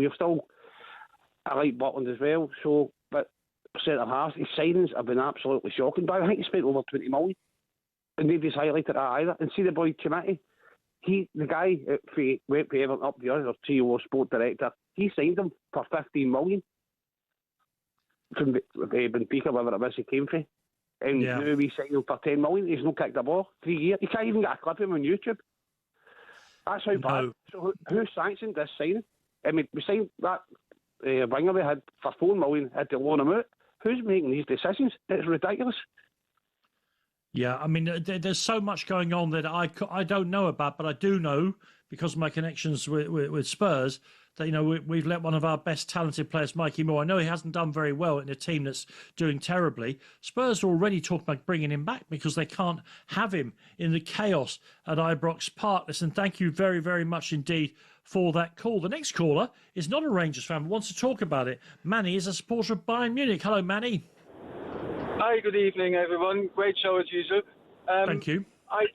I'm calling as a football supporter, and with Rangers, I think the situation has come now that they're a great club. They're a club with history, but stop talking about world-class international managers. I think right now the time has come. Go back to the roots and get like an up-and-coming Scottish manager who understands the league, who understands the attitude of Scottish players and the fans, and try to build up from the bottom, because they're clearly not at the height where they used to be, and it needs a reset. But it's no point of having a reset, getting someone in from outside the league who puts in an idea which doesn't fit the Scottish football. And being Bayern Munich fan and Spurs, we saw at Spurs, Mourinho, big name, didn't work. We look at Bayern Munich last season, just because we had the name, we couldn't get no decent international manager for no money. And then we took a risk with Vincent Kompany because he knows the Bundesliga. He used to play there. So that's basically my point at the moment. And what you said earlier, that the manager is not involved in the transfer window, I think that's wrong in itself. What the previous caller said, whoever bought those players with 3 or 4 different coaches in a couple of seasons, how can any manager set up a team with players he didn't even want and he has no involvement in. So that's basically my question is, why is Listen, Manny, thank you. And Andy, I think Manny's pressing on a very interesting point there. And, you know, there are clubs, particularly in those leagues that got, because of the situation with international rights, Netherlands, Portugal, Scotland got left behind. These are clubs countries who were providing winners of the Champions League and got left behind because of the way the television deals worked. Is he right that Rangers need, for their own good, to stop thinking about their glorious past and perhaps focus more in on the present? They are a huge club. No one could deny that. You'd be a fool to deny that. But maybe they need to act more like an ambitious, smaller club in order to get themselves back on track. I suppose it's the Manchester United argument, isn't it? You know, deal with not where you think you should be, but where you actually are, and build from there. I mean, I think Manny's point about getting in someone who actually knows the Scottish game is key, though. I think if you're looking at below the elite European leagues, with every respect, and, you know, we cover football from the Netherlands, from Portugal. I'm watching Porto versus Benfica at the moment. All of those as well. So there's no disrespect meant, but that is just the reality of the way things have gone financially over the last 30, 35 years. And I do think dropping in a talented manager who doesn't know the league is crazy. And I think that's always going to be difficult. And that was something I heard consistently from Rangers fans, actually, from the beginning. Not so much about Russell Martin's philosophy, but does he know the Scottish Premiership? And I think that's a really, really important question. Now, the name that I've heard for weeks and weeks and weeks, and we've heard him mentioned before, Derek McInnes. And of course, there's a sense of regret because they could have had him, because he's gone to Hearts and he's doing an absolutely terrific job there as well. But I think that underlines how valuable that can be. And the right name is not necessarily the most glamorous one. It's an absolutely fascinating situation. As you say, there is the current situation. There is the sheer size of the club, a club that attracts 50, 60,000 people every 2 weeks to its stadium. There is the collective memory of the fans of European finals, some of them very, very recently. And yet there's the chaos that they see on the pitch in front of them. And how you attempt to solve the last thing, which is the crucial thing right now for Glasgow Rangers, is the big issue. I dare say if you listen to Breakfast tomorrow morning, Ali McCoist will have plenty to say about this, plus guests lined up in their serried ranks to talk about what next for Rangers. And it's not about what next to restore the past. It's the future that matters. To deal with the future, you have to solidify in the present, because at the moment, you know, despite that, you know, Barry Ferguson taking that European, deep into European tournaments, it is the day-to-day, the week-to-week. And I have to say, Andy, I can't believe, I don't know who does the recruitment there. I think a lot of these were very Russell Martin-style players, but I can't believe that the professional players that are there are absolutely useless. I just don't believe it. A little bit of organisation, and a little bit of love and care. And, you know, let's not get beat this week and see where we go next week. I mean, the call there that said that Max Aarons can't play. That's just not true. He's not playing very well at the moment, but he can play. And so there is material there for the next Rangers manager to work with. We need to get ourselves back onto our track. If you've got something amazing to say, by all means, ring us on 03717 223344. And, of course, the lines will be open tomorrow morning on Breakfast as they really get stuck into this. We've got lots to do still here on Trans Europe Express. Thank you so much for bearing with us. But I'm telling you now, when talking about European football, right, many clubs that are actually bigger than Rangers. That's a story we have to cover.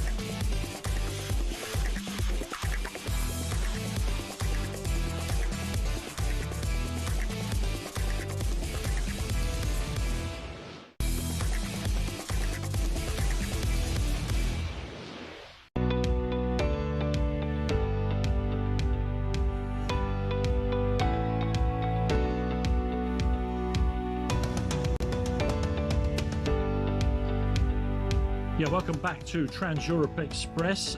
We've talked a lot about Rangers for the last 45 minutes. Let's get back on track if we can, Andy, by talking about Italy. I'll start because, the headline is he's a bonny lad, but we'll get on to that.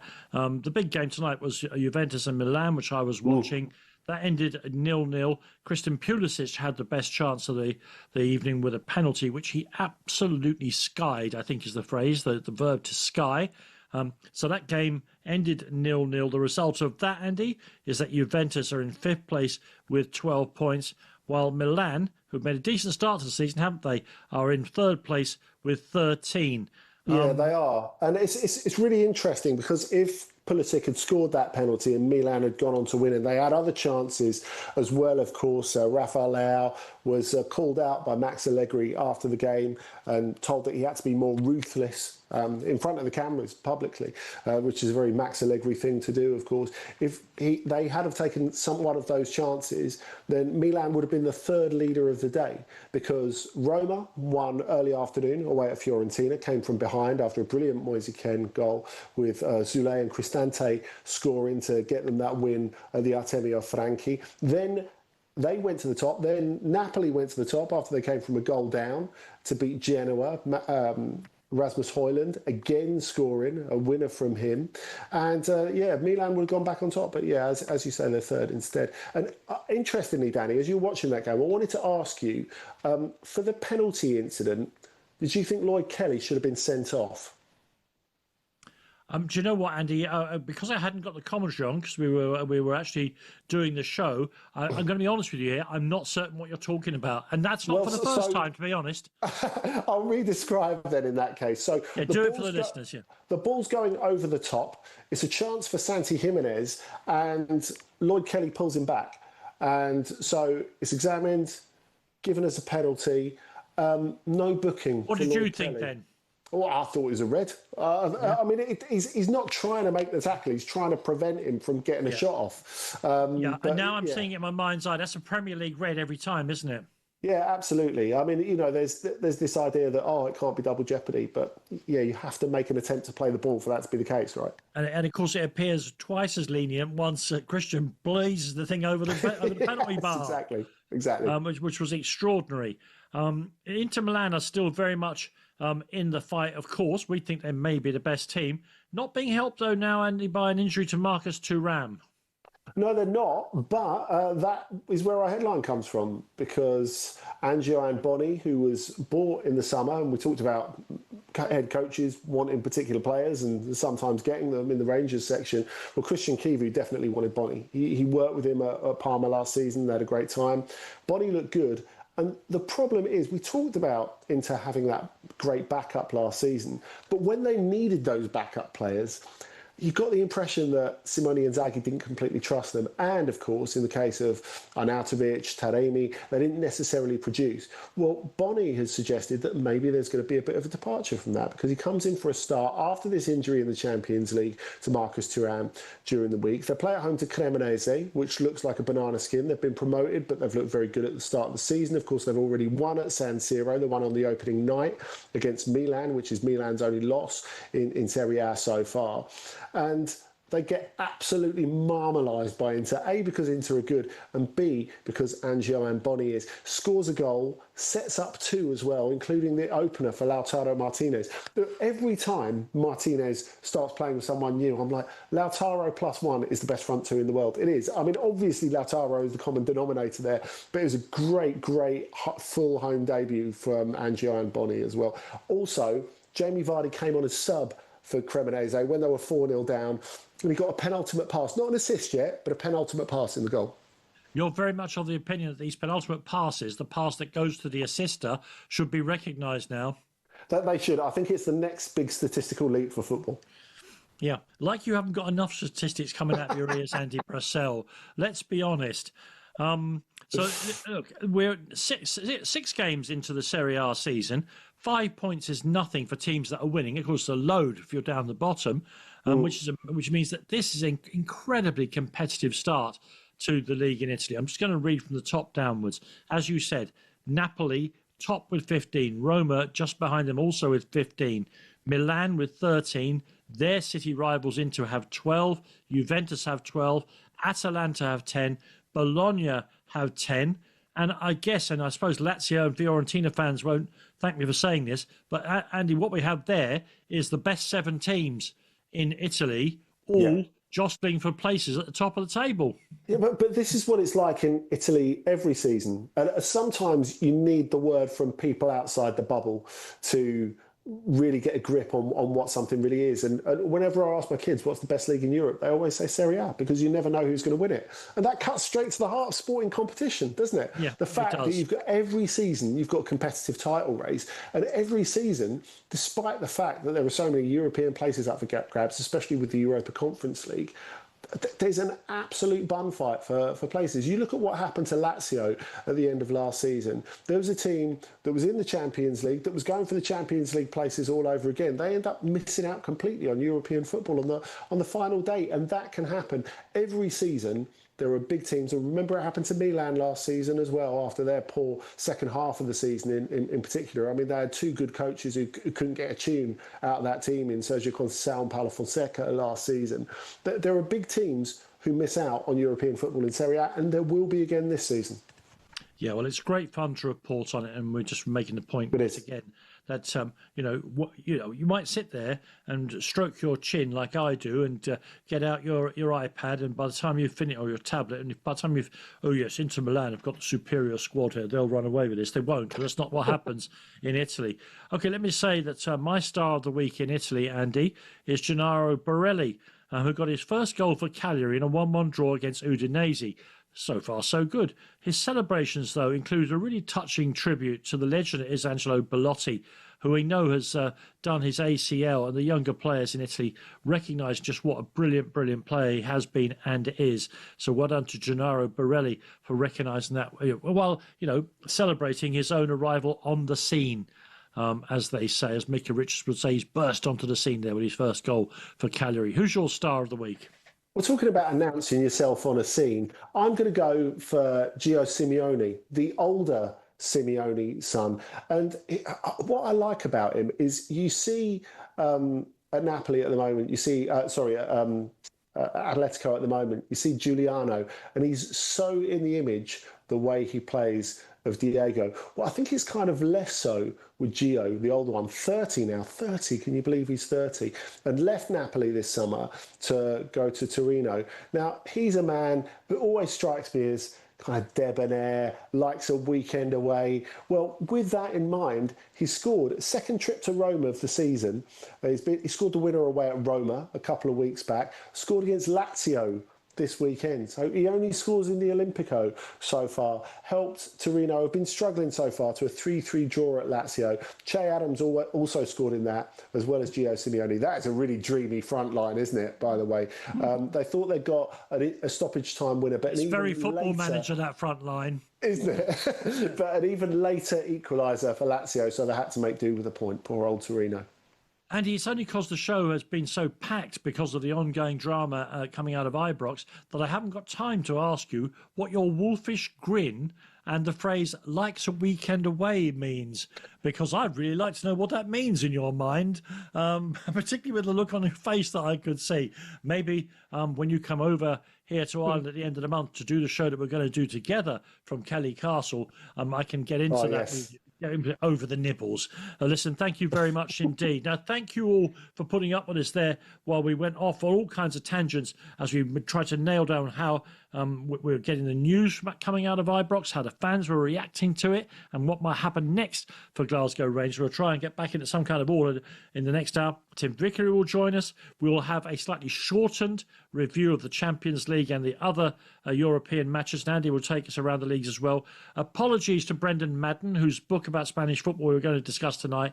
Promise to him, who's been hanging on all evening, that we will come back to him on a later show, probably even next week, because we want to talk about his book. But it's live radio and it's live football, and stuff happens. And why else would you be listening to Trans Europe Express on talkSPORT?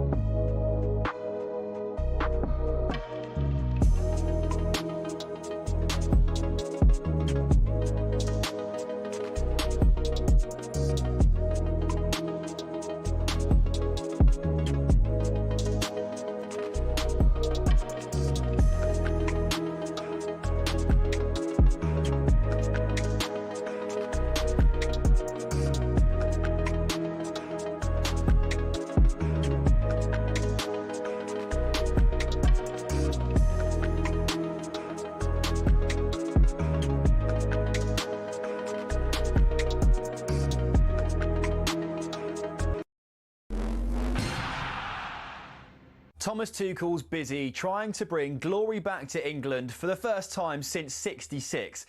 But how did he get here? Well, from the sleepy town of Krumbach via some giants of European football, here's his journey to Wembley. Sitting around 60 miles west of Munich, Krumbach's population is less than 14,000 people. But Tuchel's friends there remember a boy whose ambitions lay far beyond the Bavarian community. His will to win was evident early. Tuchel often captained his youth football teams, and his school side lifted the national German football trophy in 1987. The sport took the young defender on a whistle-stop tour of South Germany, from Augsburg to Stuttgart and then Ulm. A knee injury ended his playing career at the age of 25, though. Tuchel accepted his first coaching role in the Stuttgart youth setup in 2000, hired by none other than Ralf Rangnick. Under Tuchel's stewardship, the club's under-19s won their league title in 2005. But Stuttgart chose not to renew his contract, feeling Tuchel had an abrasive personality. He went on to manage Augsburg's second team before spending 5 years at the helm at Mainz. He then followed in Jurgen Klopp's footsteps and moved from Mainz to Dortmund. Here, Tuchel secured his first major silverware, the German Cup, in 2017. 8 more major trophies came next for Tuchel in just 5 glorious seasons. He won 2 Ligue 1 titles and a pair of domestic cups as PSG boss. At Chelsea, he famously lifted the Champions League, as well as a Super Cup and a Club World Cup, and he also bagged a Bundesliga at Bayern Munich. And then, 4 months after leaving Bayern, Tuchel was unveiled as England's new manager. I always wanted to come back to England. That was my big goal. I have the best memories of the country, of the league and of the players, the attitude towards the game, the attitudes from the supporters. Well, here's hoping Tuchel can finally drag England over the line at a major tournament.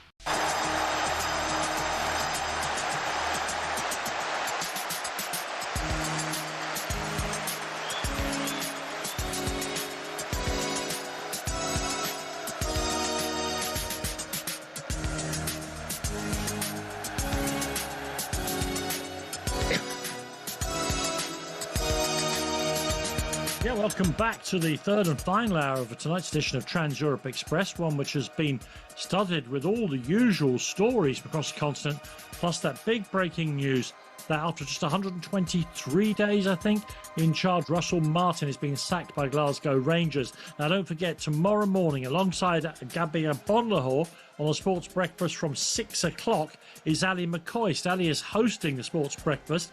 Former Rangers manager, former Rangers player, current Rangers legend. It should be an amazing show as he tries to unravel what went wrong, why it went wrong, and what next for that huge club north of the border, that huge club in European football. 6 o'clock in the morning. Ali McCoist and a whole list of guests. You don't want to miss that. Welcome back, everybody, to Trans-Europe Express. In case you're just joining us, Trans-Europe Express with me, Danny Kelly, and him, Andy Brassell. And of course, we'll be getting through some stories from the Champions League and beyond during the next hour, and he'll take you around the leagues as well. But as always, we start by going to South America, where, just waiting to give us all the latest news. I'm delighted to say it's Tim Vickery. Hello, Tim. Evening, gentlemen. How you doing? Good. Now, Tim, I've seen the list of things you want to talk about, but our producer, who may or may not support one of West London's miserable football clubs, wants to talk about, he says you've got a great tale about Esteval. Yes, yeah. I think Jack should declare an interest on this one. Yes, I saw his first start for Palmeiras, Esteval. There was already some hype about him, but this was the first time he was in the starting lineup. And he got this goal. It was great, obviously. He got this goal at the back post. And he thought, he's got no right to do that. He's got no right. I mean, he looks so thin, he's going to blow over in a stiff breeze. And here he is attacking that space at the far post and scoring a goal. And the opponents, I kid you not, a little team from Uruguay called Liverpool. And after that, from that day on, I have spent so much time either writing or broadcasting the big question, how long before he does things like that against a rather more famous and bigger Liverpool? And I didn't have to wait too long, did I? No, and it was almost the way you described that goal, it was exactly the same thing. That fantastic run into a place you would normally expect a striker to be going. Thank you very much indeed for that. It's a great story. Thank you very much. Now, among the things you want to talk about is the FIFA dates. What's happening with those? Yeah, I mean, the big difficulty here for the South American sides, because our World Cup qualification is over, with the exception of Bolivia, who have a playoff in March. So the big problem for everyone else is trying to find opponents. Now, all they've got between now and the World Cup is these FIFA dates this month, next month, and March. So there isn't a lot going on. And who's available? And really, there are two main alternatives. One, far out and far east. So both Brazil and Paraguay are off to do the old double act of South Korea and Japan. Option number two is play the hosts, because they're free. So Colombia are playing Mexico and Canada. Ecuador are playing USA and Mexico. Option three is, well, why don't we do something absolutely, totally bizarre? Now, Argentina are doing that. They're playing Venezuela, who they've only just played in World Cup qualification. Yeah. And they're playing, wait for it, Puerto Rico in Chicago. So they're going to the States to play these two games. Even more bizarre, and I'd like to think that Marcelo Bielsa has something to do with it, but he probably doesn't have a great deal to do with it, is Uruguay. Because Uruguay are playing... Firstly, this just gets more bizarre with every little detail. Firstly, they're playing the Dominican Republic, and then they're playing Uzbekistan, and they're playing both of these games in Malaysia. So quite what they're going to learn from all this, I really don't know. And most of the teams are just kind of ticking over, looking at this, that, and the other. Maybe bringing in a new young player here. Uruguay against Uzbekistan in Malaysia, yeah. And the Dominican Republic in Malaysia. Even more amazingly, absolutely. Okay, right, I hear it. And obviously, we still don't know who he's called up, because he won't announce. Bielsa won't announce the squad. The only way they will announce the squad when everyone turns up. You know, so if you want to do it before, you've got to be a Uruguayan journo schlepping over to Malaysia to stand outside the team hotel as they arrive in dribs and drabs to work out who's going to be playing in that one.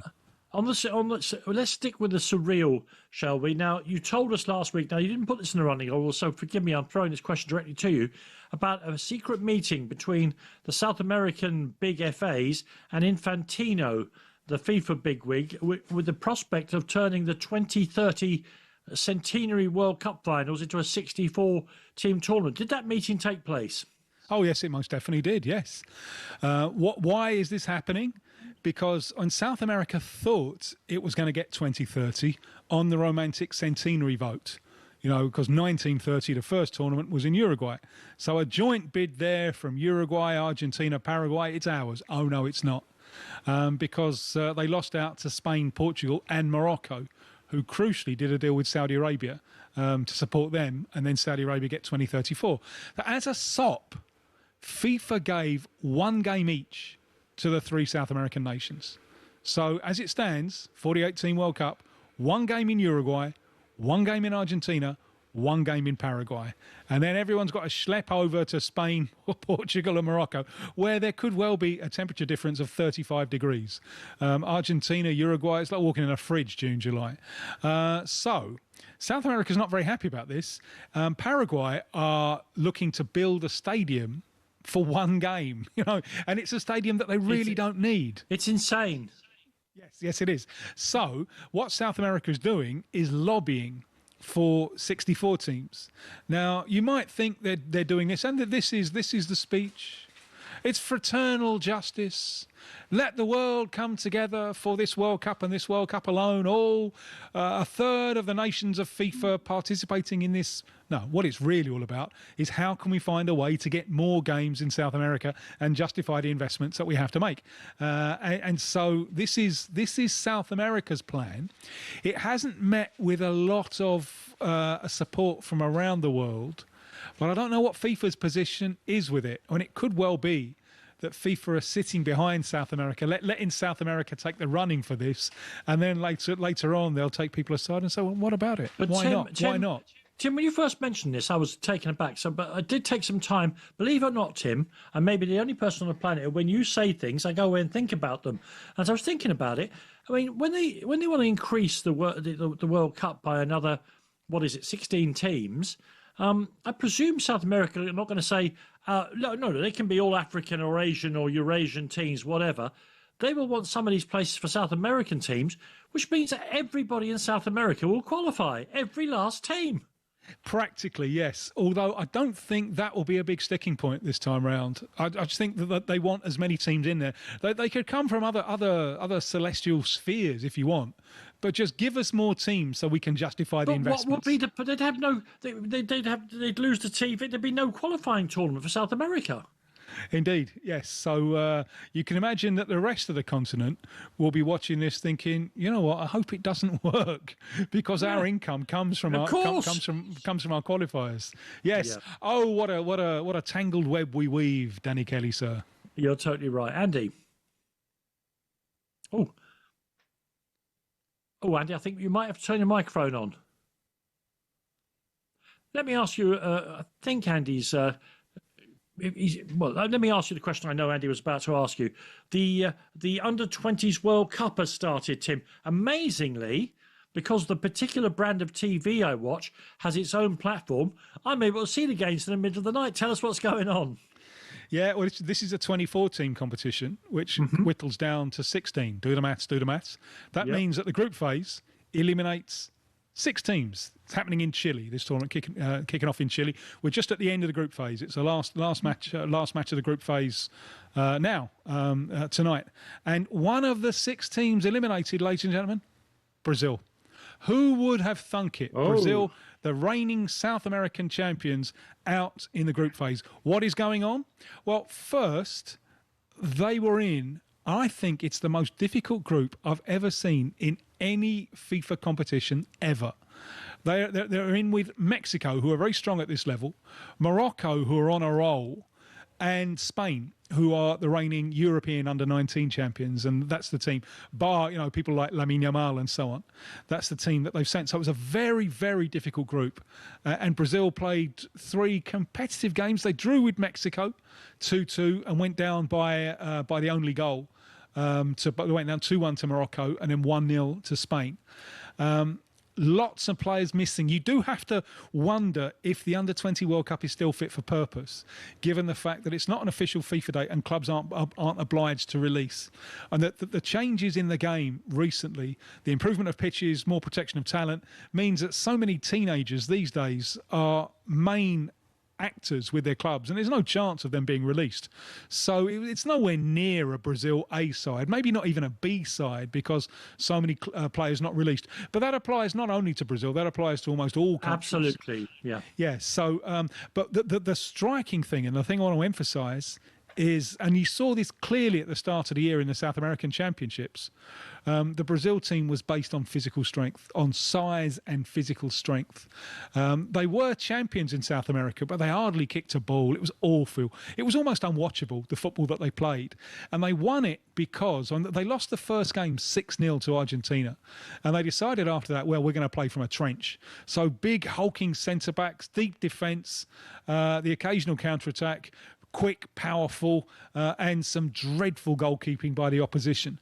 You take that into the World Cup, where the opponents are better, and certainly the opposing goalkeepers are better, and the formula wasn't enough. And what I would hope here, because this is a genuine problem in youth development in Brazil, a lot of youth coaches, what they want is to win titles.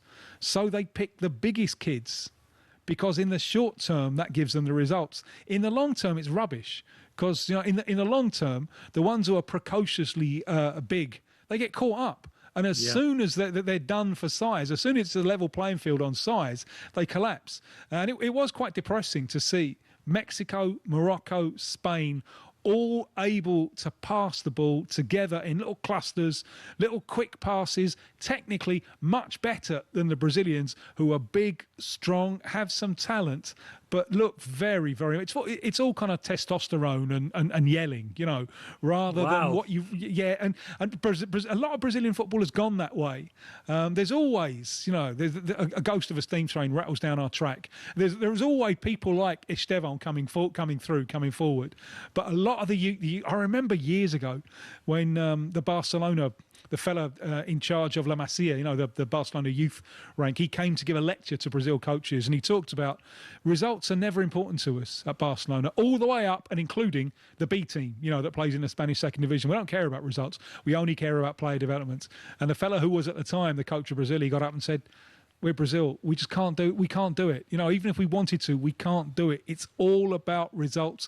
It's all about the short term. And now so many other countries are taking youth development seriously. Brazil have fallen behind.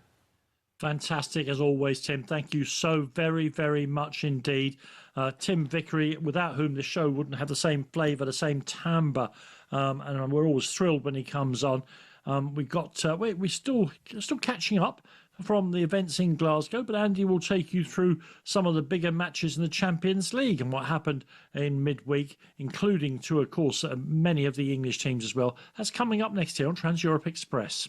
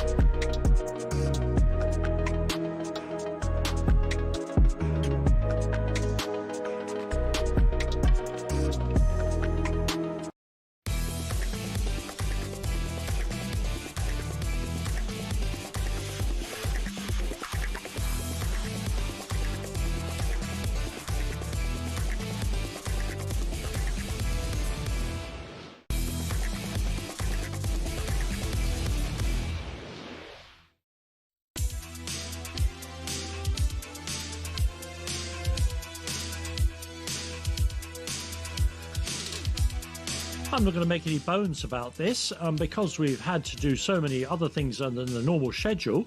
We were going to do 2 sections on the Champions League games the last midweek, many of which you heard live here on talkSPORT, your home of live football. But we're going to start with the English teams, then go into the continental. But now we're going to mix them all up because, of course, we've been trying to cover as best we can the news coming out of Glasgow. A reminder again that Ali McCoist will be with you on Breakfast with Gabby at Bonlahor from 6 o'clock tomorrow morning, when the whole Rangers thing will be thrashed through by somebody who not just knows what he's talking about, but knows it with his brain and his heart. It should be an amazing show. Andy, let's start then, as we round up the Champions League games, some important ones you want to talk about. I think we do have to talk about Galatasaray, who we talk about a lot on this programme. Their home performances are often very different from their away performances, and they beat Liverpool. Yeah, certainly in the Champions League. And I think, you've looked at some of their results against big teams in the Champions League before and big clubs in the Champions League before. And of course, they've competed with better United sides than the current one, for example. But what I do think is remarkable is not just the fact they beat Liverpool, the way they beat Liverpool. And that was something I wasn't completely convinced that this Galatasaray side and Okan Buruk were capable of, the coach, because I think if you look at the first game, it's easy to leap to the conclusion when they lost 5-1 at Eintracht Frankfurt, having taken the lead, of course. You could look at that and you say, well, it's a top-heavy team. Defensively, they're just not up to it. The shape's not right. But I think there are a couple of things here. Firstly, they go with 2 deepish lying central midfielders in Lucas Torreira and Mario Lemina, which is not always the case. They just went with one of Icardi and Osimhen. Of course, it was Osimhen because he scored the goal from the penalty spot. And thirdly, they got a big tune out of Barış Yilmaz on that left-hand side. And he's not only very dangerous attacking-wise, but very dangerous without the ball. He gets through a lot of running as well. So he was the cover for Ismail Jakobs. So I think, like I said, we can look at that game at Eintracht Frankfurt and think that, they're fundamentally flawed. They can't defend. I think if you look at the goals in that game, and I watched that game, they're all really individual errors. So clearly they needed to tighten up in terms of that. Clearly the crowd made a difference, but for them to almost resist the atmosphere themselves, Galatasaray, when the history of Turkish football and the history that comes down from those stands says, we are the biggest, attack the opposition. And actually, even though they had a very good game out of Uruguay in goal, he didn't have a ton of saves to make. And I think, obviously, from an English perspective, that has been put on Liverpool. And, they didn't play that well, of course. I think that's fair to say. But I think it's also fair to say that Galatasaray didn't let them play that well. And if they're to truly succeed in Europe, they needed to find a different way to play that wasn't just front foot. That's caught them out in some games in the Europa League last season where they had plenty of the game, created loads of chances and didn't win. This was the opposite and showed real progress. I mean, and the other big game, Andy, and I say it was a gigantic game between the 2 favourites of the tournament. It ended Barcelona 1, PSG 2. But it was more than that, wasn't it? Because it was a statement by PSG because they beat Barcelona in a ground, not necessarily their own ground, without most of their star forwards. And also, I know you'll be pleased, Andy, a winning goal for the world's most unlucky footballer, Gonzalo Ramos. Yeah. Well, you say he's the most unlucky footballer. I mean, basically, he does get to come on and play against knackered defenders for 20 minutes every week, which I think is probably my dream. But in any other club in the world, he'd be starting, wouldn't he? Let's be honest. Yeah, that is true. That is true. But I thought it was an excellent second half from I enjoyed PSG the game too. I thought the game was good, yeah. It was really good. And Barcelona started really strongly. Clearly, they had a point to make. And I thought what must have been so satisfying about it from a PSG perspective is that they weathered the storm, is that they toughed that bit out and then took the game to Barcelona after the break. And especially without their front three, a front three that anyone would miss, really, including the Ballon d'Or. I think it's very, very impressive indeed. I think it underlined the fact that I think sometimes, particularly when they don't have João Neves, another player who they were missing and that They've been missing a lot of players. They had no Marquinhos as well. I think for PSG to have something that they really lack, especially when Neves isn't playing, is really a dribbler in midfield. And yet you look at Hakimi and Nuno Mendes, who scored tonight at Lille, who we were talking about earlier. And actually their fullbacks were their playmakers in this game. And not wing-backs, full-backs in a back four. But they're that adventurous, they're that athletic, they're that complete players that in very, very different ways. And of course, we can think of the assist by Nuno Mendes for the goal by Maulu, of course, a Champions League goal scorer himself, although he's not a hugely celebrated footballer yet, which is a remarkable position to be in. And really, I think underlines the young talent that PSG are trying to bring through. You look at Mbaye playing as well at only 17 years old, and he did pretty well, I thought. This shows how many different ways that PSG can beat you. And this is why they're still the favourites for the competition. Yeah, the fullbacks were fantastic, I thought. Meanwhile, a very, very important goal for Antoine Griezmann, who we seem to mention every week on Trans Europe Express, as Atletico Madrid, who are in a good vein of form now, absolutely walloped Frankfurt. Yeah, I believe marmalised is the word. And very, very impressive by Atletico. And very impressive, we have to say, by Antoine Griezmann as well. So him getting on the score sheet took him to 200 Atletico goals. Now, normally, when someone reaches a landmark like that, there's a sort of bit of a minor stoppage and tribute and all that sort of stuff. Like when Brian Lara reached his landmark innings for the West Indies against England and for Warwickshire at Edgbaston. You think of that sort of thing. Well, there was no need for anyone to do that for Antoine Griezmann because he was sorted to do it himself. He handily had a shirt with his name and 200 on the back as well. I thought, what's this I've got in my pocket here? Well, this has worked out well, hasn't it? I mean, Antoine, if he could have fitted an open-top bus into his pocket, he'd have been going around the ground, wouldn't he?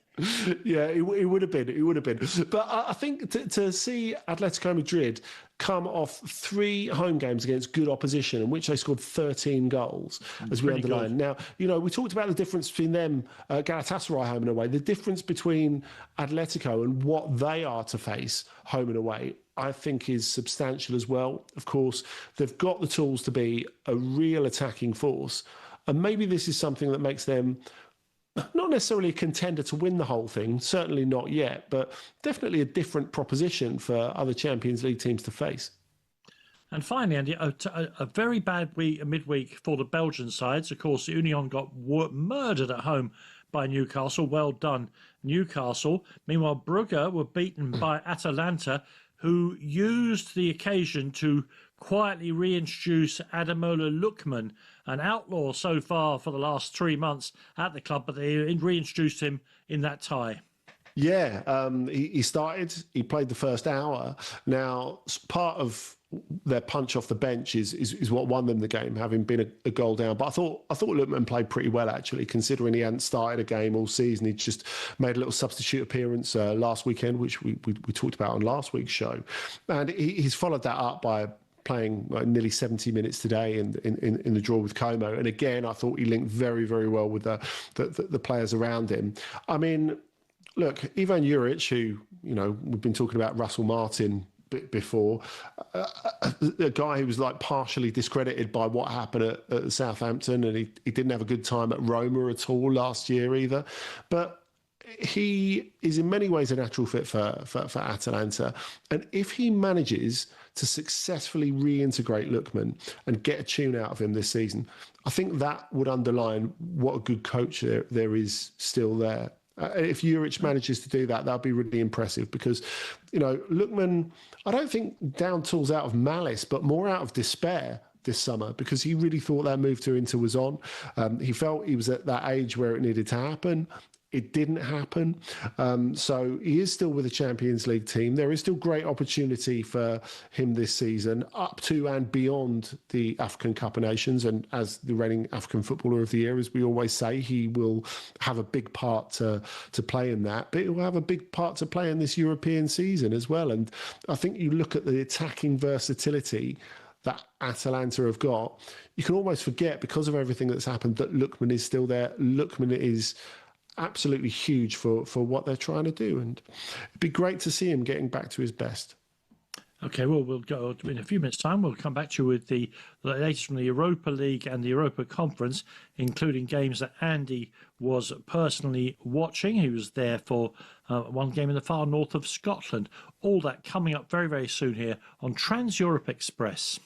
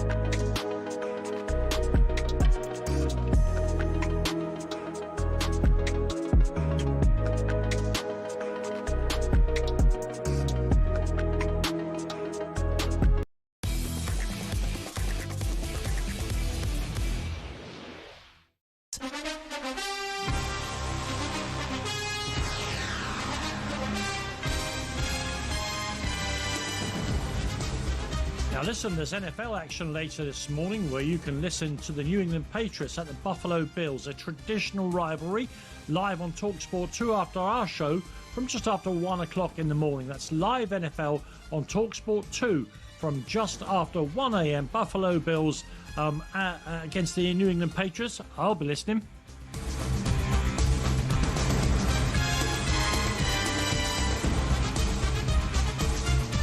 Just trying to check the betting for who might be the next Rangers manager. I didn't even know that Kevin Muscat perhaps the how can I put this? The most robust footballer of my recent memory, when he was playing 20 years ago. Man, could he organise a tackle for himself? He's in the betting for to be the Rangers manager, currently working in the Far East. Interesting career path, not dissimilar to that of Ange Postecoglou, who we should talk about next, Andy, as we look at the Europa League and the conference, because Ange's, how can we put it, faltering start to his time at Nottingham Forest was exaggerated, or made worse, if you like, by a 3-2 home defeat in Europe to Midtjylland, who have made a great start to the tournament, albeit only 2 games in. But this is a damaging defeat for Forest. Yeah, and I think if you look at these 2 games, I mean, I guess we're really where they missed the trick is not holding on in Seville to beat Betis, because they weathered that early storm. They weathered most of the late one as well, and I felt should have held on for a 2-1 win in that game at Betis, which would have been a brilliant start and would change. Betis's defeat, mashing of Barcelona tonight, makes that look like a good result now, Andy. Well, I think that was severe, of course. Come on, let's not give Betis the credit for that. I've gone mad, haven't I? Yeah. We're going to start all sorts of problems in the city of Seville. Sorry, we still love you. We love you both. I need to apologise. I love the city of Seville, and I've lost my mind there, mistaking their 2 teams. But it's okay, Andy. As you know, in Seville, everyone's very cool about that sort of thing, and there's no real rivalry between the clubs at all. Totally calm. But I think if Forest had held on and won that not only changes the context of their European campaign, that changes the context of Ange Postecoglou's whole reign so far. If he's able to say we went to Betis and won, that's incredible. And they would have done it in a similar style to which to which England won away at Spain. If we go back a couple of Nations Leagues, do you remember that when they went 3-0 up? Kane and Sterling held on to win 3-2. It would have been quite similar, I think, in the way that they attacked, like quite dashingly. But I think Sterling in the England team, the very thought now is just so amazing, isn't it? I don't know, tear to an eye, doesn't it? He was brilliant that night, though. He was absolutely brilliant. He was unbelievable. But if we go back to Forest, who are one of the absolute favourites for this competition, and I think they remain that, given the squad they've got. I think really the game against Midtjylland was the worst possible home one to start with, because you look at the name and it's someone everyone expects them to beat with comfort, especially when you lean into Forest European heritage, which obviously doesn't affect the here and now, but it affects the atmosphere and affects the feel and affects the expectation. And then you look at Midtjylland, who are way more experienced than Forest in European football in recent years. Of course, from a less garlanded and a less good league, if we're being perfectly honest, but with experience, who've taken on and got results of good teams in the Champions League as well. And now they're able to bring back like Philip Billing when he's still in his 20s. So, you know, you're looking at a team that's super tough, and I think actually their greater experience showed in this game. Absolutely. Now, Andy, a few seasons ago here on Trans Europe Express, we reported on an incident where football's most handsome man, Paulo Gazzaniga, saved 3 penalties in one match. And we said, well, that won't happen again in our lifetimes, will it? But it did, and it happened in the Europa League. I mean, good luck trying to sell that football's most handsome man narrative. I'm just watching the interviews at the end of Porto Benfica. Mourinho's speaking at the moment. You had Francesco Farioli on 5 minutes ago. So look, maybe that's a poll for a future Trans Europe Express. But in the meantime, Berke Özer, take a bow. What a week. What a week for him. And it's really fascinating. He's just joined Lille this summer, still in his early 20s. Lille went and won away at Roma, and it was basically down to Özil this week. So Roma get a penalty. It's taken by Dovbyk. It's ordered to be taken again because of encroachment off his line. Dovbyk takes it again. Özil saves it again. It's ordered to be taken a third time. So they switch the taker to Mathis Soulé, and he saves it a third time. So not only we talked about Paulo Gazzaniga saving those 3 penalties. He saved 3 penalties in, I think it was 32 minutes. I think Özil saved them in 3.2 minutes, which is pretty remarkable, really. Now, he's had such an interesting career because he came through at Altonordu, that's known for producing a lot of good players, but especially goalkeepers. And he had the option when he was 18 years old, to having made his debut at 16, to go to either Fenerbahce or Manchester City. Chose Fenerbahce, and he found the pressure quite unbearable, and it had a really bad effect on him. He went to Portugal for a bit, came back, and really developed under Arda Turan. Eyüpspor last season, and the season they got promoted as well.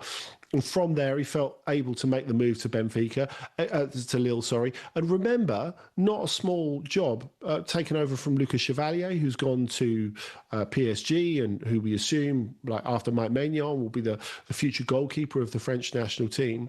So great to see him have a moment like this. Then I know their great unbeaten run has come to an end this afternoon, but Crystal Palace, who ought to be favourites for the conference, but to go to Poland and take on Dynamo Kiev and walk away there with a real comfortable 2-0 win shows that they are indeed favourites for the tournament. Yeah, they are. And look, Dynamo Kiev, unbeaten in the Ukrainian Premier League for a really long time. Obviously, the standard of that is not what it was for obvious reasons, but not top of the table, still to be beaten in this year's competition, having got unbeaten in becoming champions last year. But look, they didn't look even close to holding a candle to Crystal Palace, who I thought were excellent throughout, really. Is super comfortable for them. One of the most one-sided games I've seen in a long while. Now, I guess we have to say that even though Dynamo are the champions, they're not the best team in Ukraine.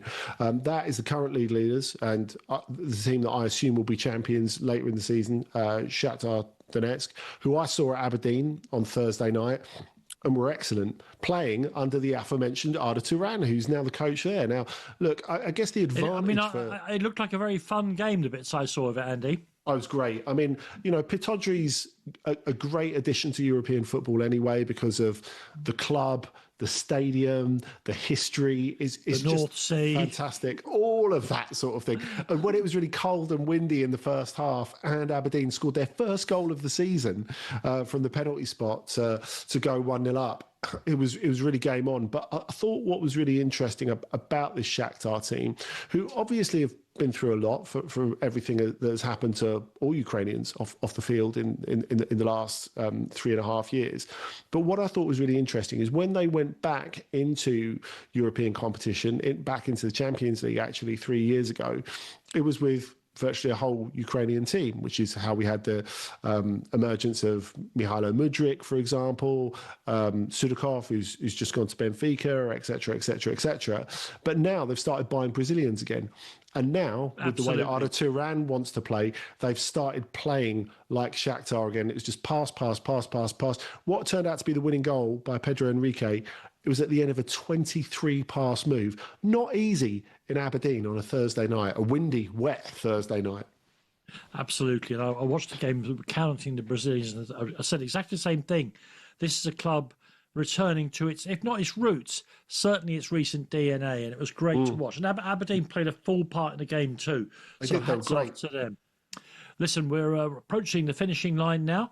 Still lots to get through. Andy will take you around the leagues next here on Trans Europe Express.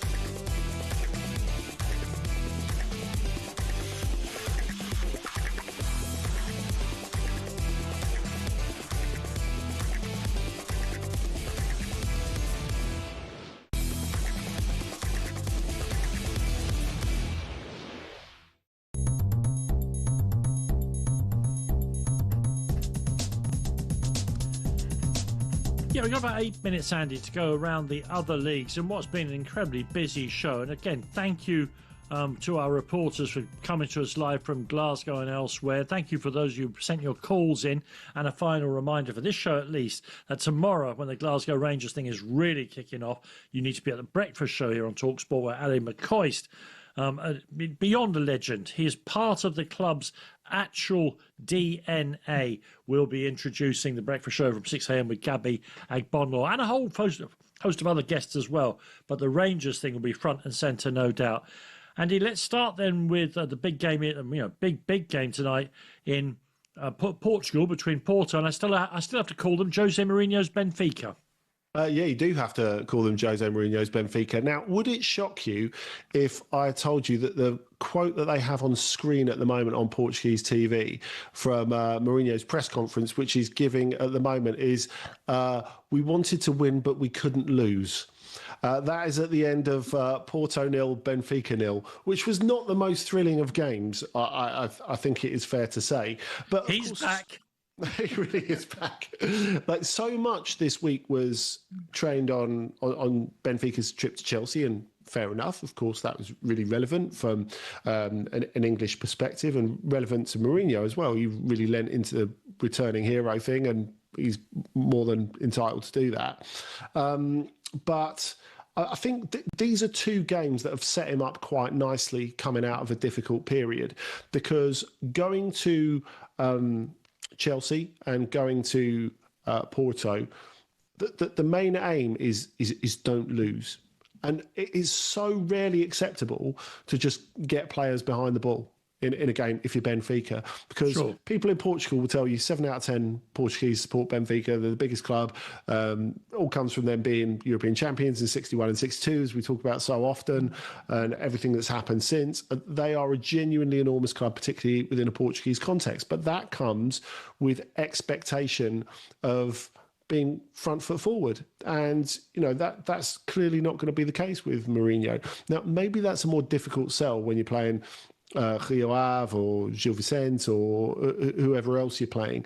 I think it's an easier sell against clubs like that. And bear in mind, these are the first points that Porto have dropped this season as well, with the 1-1 draw earlier between Sporting and Braga. That means Porto still have a bit of comfort at the top of the league. But Mourinho's right. They absolutely couldn't lose tonight.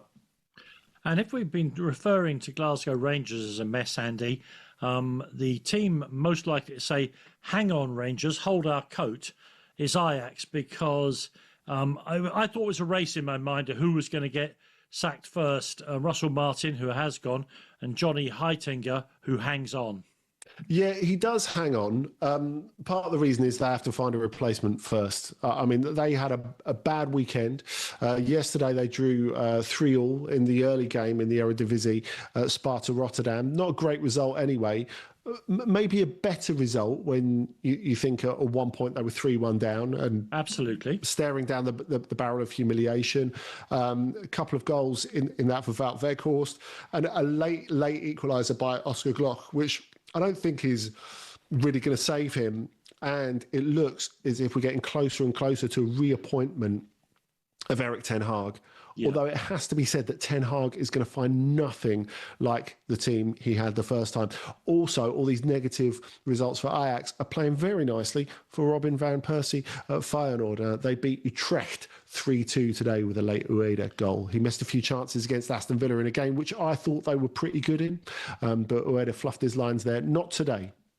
I mean, they'd be lucky to get Ten Hag to go back there, but of course he will, because of the size of that club within the context of that country's football. Yes. Another winning streak coming to an end, we talked about Crystal Palace a second or two ago, is that of Galatasaray in Turkey. Yeah, that's right. 100% record came to an end, but I don't think they'll be unhappy with it. Just as Francesco Farioli was talking earlier on about how he was really pleased with the performance of his team tonight in that 0-0 draw with Benfica. A 1-1 draw in another big game between Galatasaray and Besiktas. And everything that could go wrong did go wrong in the first half for Galatasaray. Opening goal for Tammy Abraham, scored early on in that game. Then Wilfried Singo, arguably Galatasaray's best defender, one of their big signings of the summer that's kind of gone under the radar with the Osimhen deal, etc. He had to go off through injury. And then Davinson Sanchez got sent off for a professional foul just after the half hour. So you think, okay, my man. They're in big trouble here. He didn't even have it in him to protest. It was such a clear decision. Oh no, he's a very honest lad, Davinson. Yeah, he certainly is. But obviously, he's a huge player for them as well. But then Galatasaray managed to come back. Ilkay Gundogan, who's having more and more of an influence in the last couple of games. I thought he was really good against Liverpool. He got the equaliser in this, and they were actually closer to the winner for most of the second half than Besiktas, which I think is really, really impressive in context. Now, of course, this all means that Fenerbahce could have caught up if they'd have won. 0-0 draw at Samsunspor this weekend, and Samsunspor played Thursday night in the Conference League as well. So no excuses about them being more fresh or anything like that. And a bad week for Union Saint-Gilloise, battered in the Champions League and no longer unbeaten in the Belgian League. No, they're not. 10th game of the Belgian league season. And they went down 1-0 this afternoon at Club Brugge. Carlos Forbes, who's been brilliant for Club Brugge so far in the Champions League as well as in the Belgian league, he scored the winner in the second half of that game. And I guess this is the thing, because you think of that first game for Union Saint-Gilloise, so impressive the way they went and won at PSV Eindhoven, although Peter Bosch's PSV, as we always say, will give you chances. It's clear. I thought that was a bit of a come down to reality against Newcastle. Newcastle were excellent, and of course that front three playing for the first time this season, put forward again today against Forest, and they did pretty well. But that really was them being put in their place and reminded that they are a club of limited resources that have come a very, very long way. Andy, what do you do during an international week? I've got about 25 seconds for you to tell me. Well, next weekend, go to Dublin, where Bohemians are playing Schalke. Good opportunity to get a look at a Bundesliga's fireside out of their natural environment, and get a look at one of the great environments of Irish football as well. Okay, well, you'll really, really enjoy that. Thank you very much indeed. Again, thank you for everything you've done tonight. Thank you all for listening to us. I'll be back in a few hours' time on H&J to go through the Premier League matches one by one. In our poll, Scott McTominay has won by a record distance of the players who are doing well, having left Old Trafford. It only remains for me to tell you that the best of White and Jordan is up here next, and I remind you again that Ali McCoist will be bringing Rangers front and centre on breakfast tomorrow from 6 a.m. Till then, thank you for listening to Trans Europe Express. It just remains for me to say one thing: God bless you all, and good night.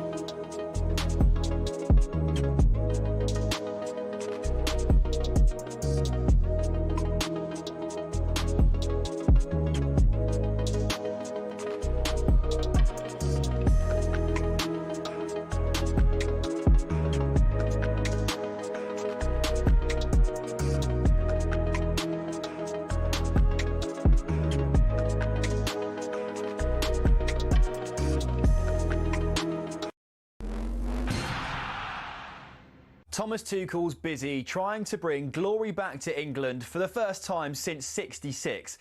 But how did he get here? Well, from the